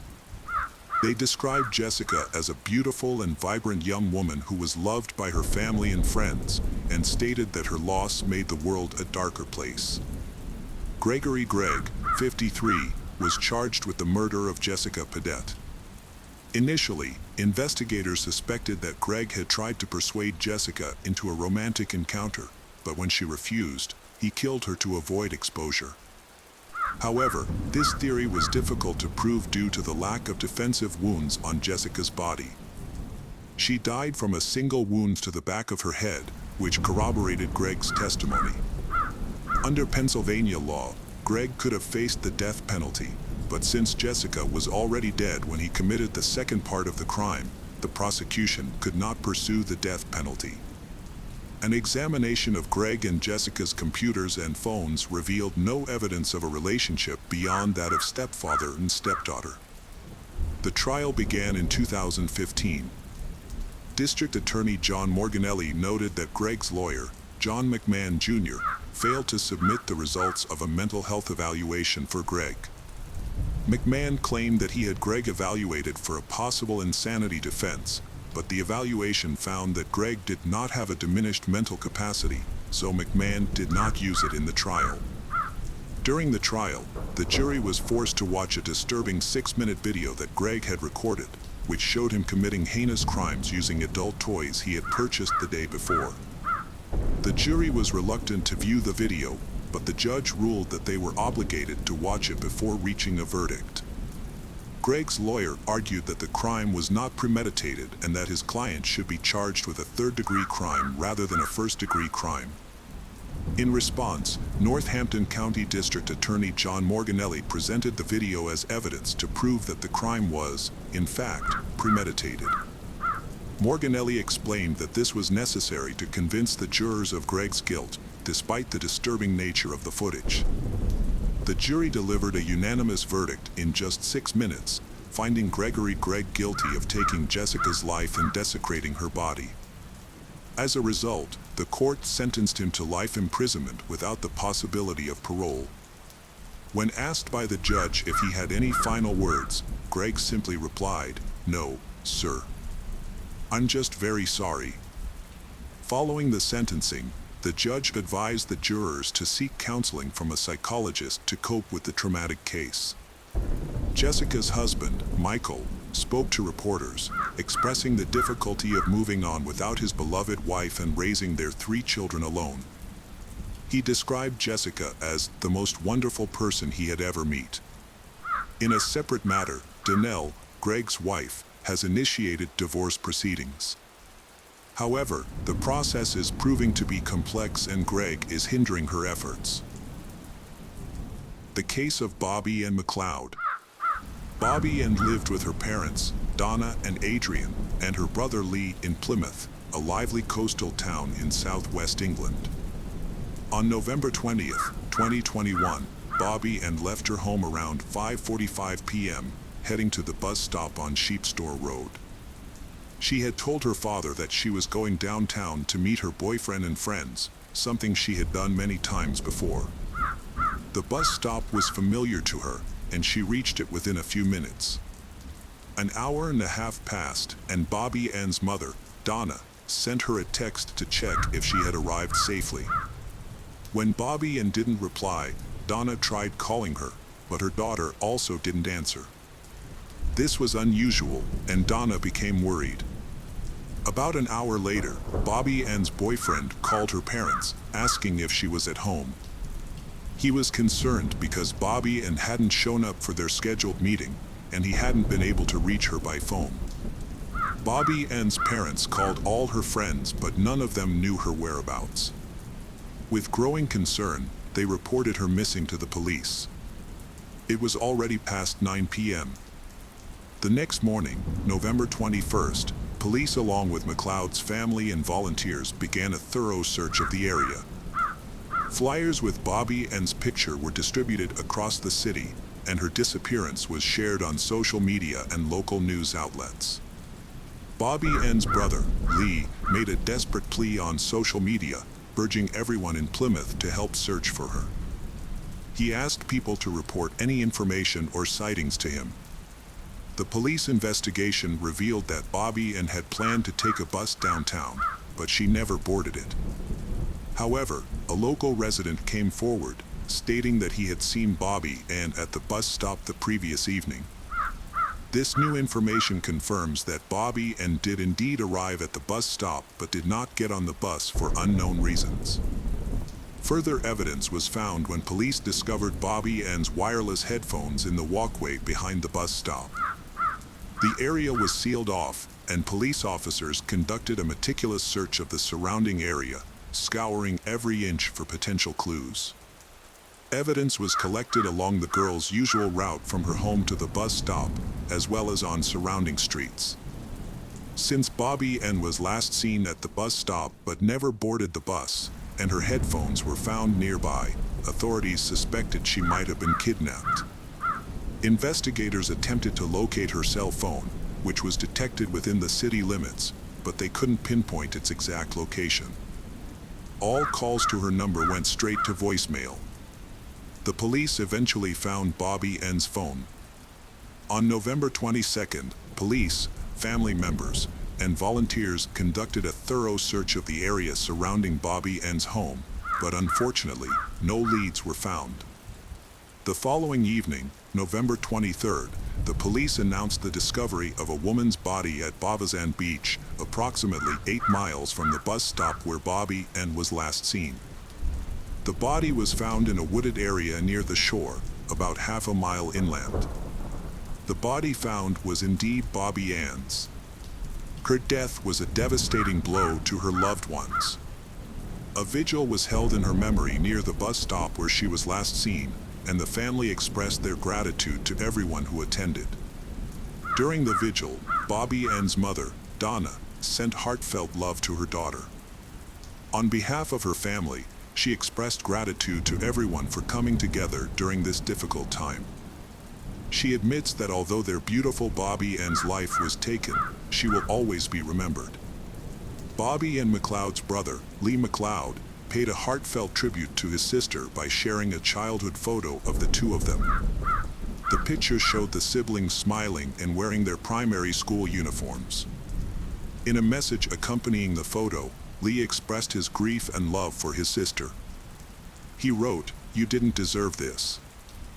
You were a beautiful and talented girl, and I'm grateful to have had you as my little sister. I'll always treasure the adventures and journeys we had. Rest easy now." The police investigation revealed that Bobby Ann's body was found naked, but the medical examiner found no evidence of rape. However, she had suffered severe head and facial injuries, including 14 lacerations. The investigation has made progress. A man who walked into the police station on November 23rd, the same day the body was found. At 1:17 p.m., he approached the police and offered to provide information about the missing girl, stating that he wanted to help the police and her family. That man was Cody Ackland, 24, admitted to the crime. He confessed to kidnapping and killing Bobby Ann, providing details of the offense. Cody lived fairly close to the bus stop where Bobby Ann was last seen, and he was taken into custody as the prime suspect. Cody confirmed that he had abducted Bobby Ann from the bus stop, despite never having met her before the evening of the incident. Cody Ackland was a talented musician and guitarist in a local indie rock band, but he had a dark secret. Behind his charming facade, Cody was fascinated with serial killers and had a list of idols that included notorious murderers such as Joseph D'Angelo Jr., Andre Chikatilo, Ivan Milat, Fred West, and Tommy Sells. However, he worshipped a criminal he considered a hero, Ted Bundy, who confessed to killing at least 30 people. Cody's obsession with Ted was evident in the content he consumed. Investigators found 3,216 images on his phone, many of which were disturbing and reminiscent of horror movies. In the lead-up to a young girl named Bobby Ann's death, Cody's internet searches became increasingly focused on serial killers and crimes. He also researched remote locations on Dartmoor, potential weapons, and browsed online stores for items such as baseball bats, ski masks, and waterproof clothing. However, his clandestine activities eventually led him to commit a serious crime. In a tragic twist of fate, Bobby Ann unknowingly crossed paths with Cody. On the evening of the incident, Bobby Ann arrived at the bus stop around 6:15 p.m. Cody, who was driving his Ford Fiesta in the area, spotted her and decided to target her. According to Cody's own confession, Bobby Ann's resemblance to his ex-girlfriend was merely a coincidence and not the reason for the attack. In reality, Cody had been planning to carry out a violent act for some time and was simply looking for a victim. The police investigation concluded that Cody would have carried out his plan regardless of who he encountered, and that Bobby Ann was a random victim. Cody parked his car behind a bus stop after spotting Bobby Ann. He observed her for a few minutes to ensure no one else was around. Then, he retrieved a hammer he had previously purchased and crept up to Bobby Ann, striking her twice in the head. Believing she was dead, Cody returned to his car and began to leave the scene. However, as he drove away, he noticed that Bobby Ann was alive and attempting to get up. Cody returned to the bus stop, moved Bobby Ann's semi-conscious body to his car, and drove 20 miles to the Belover Forest parking lot in Dartmoor.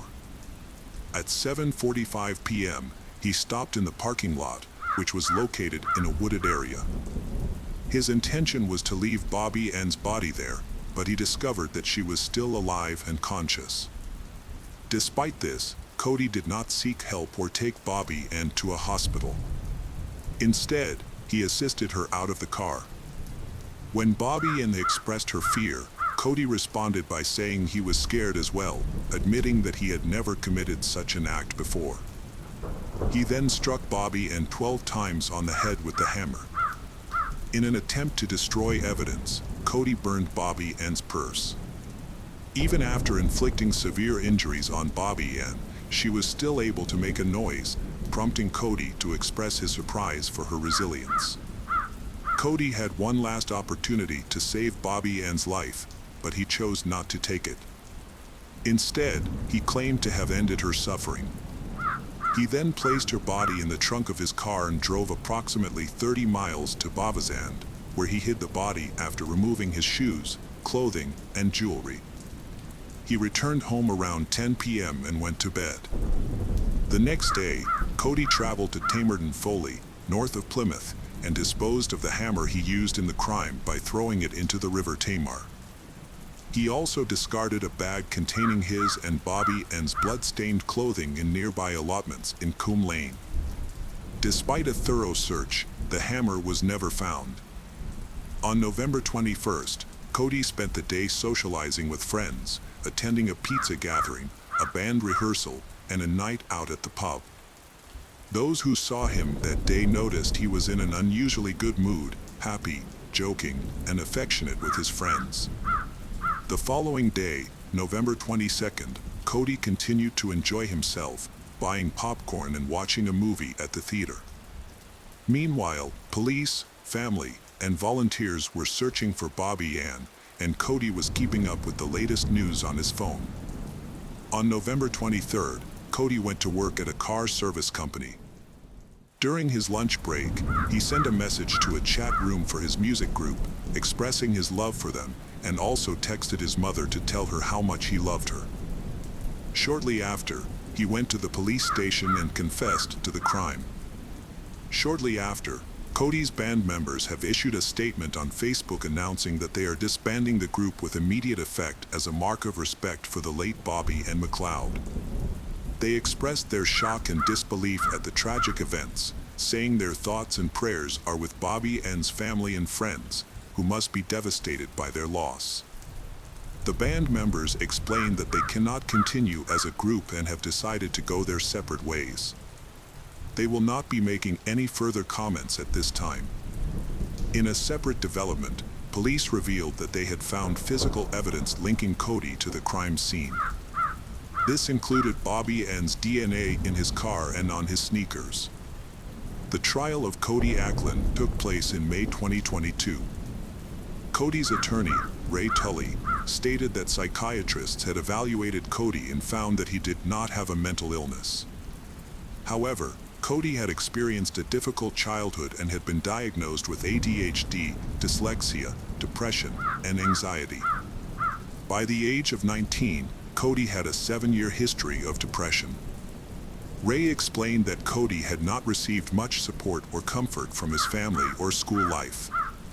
Specifically, Cody's father had not provided him with the guidance and support he needed. During sentencing, Judge Robert Linford told Cody that his actions were premeditated and brutal. The judge stated that the evidence showed Cody had intended to kill his victim and that the crime was a prolonged and horrific ordeal for the victim. The judge emphasized that Cody had planned and carried out the murder, and that the victim's life had been brutally cut short. As a result, Cody Ackland, 24, was sentenced to life in prison. He will serve a minimum of 31 years before being eligible to apply for parole.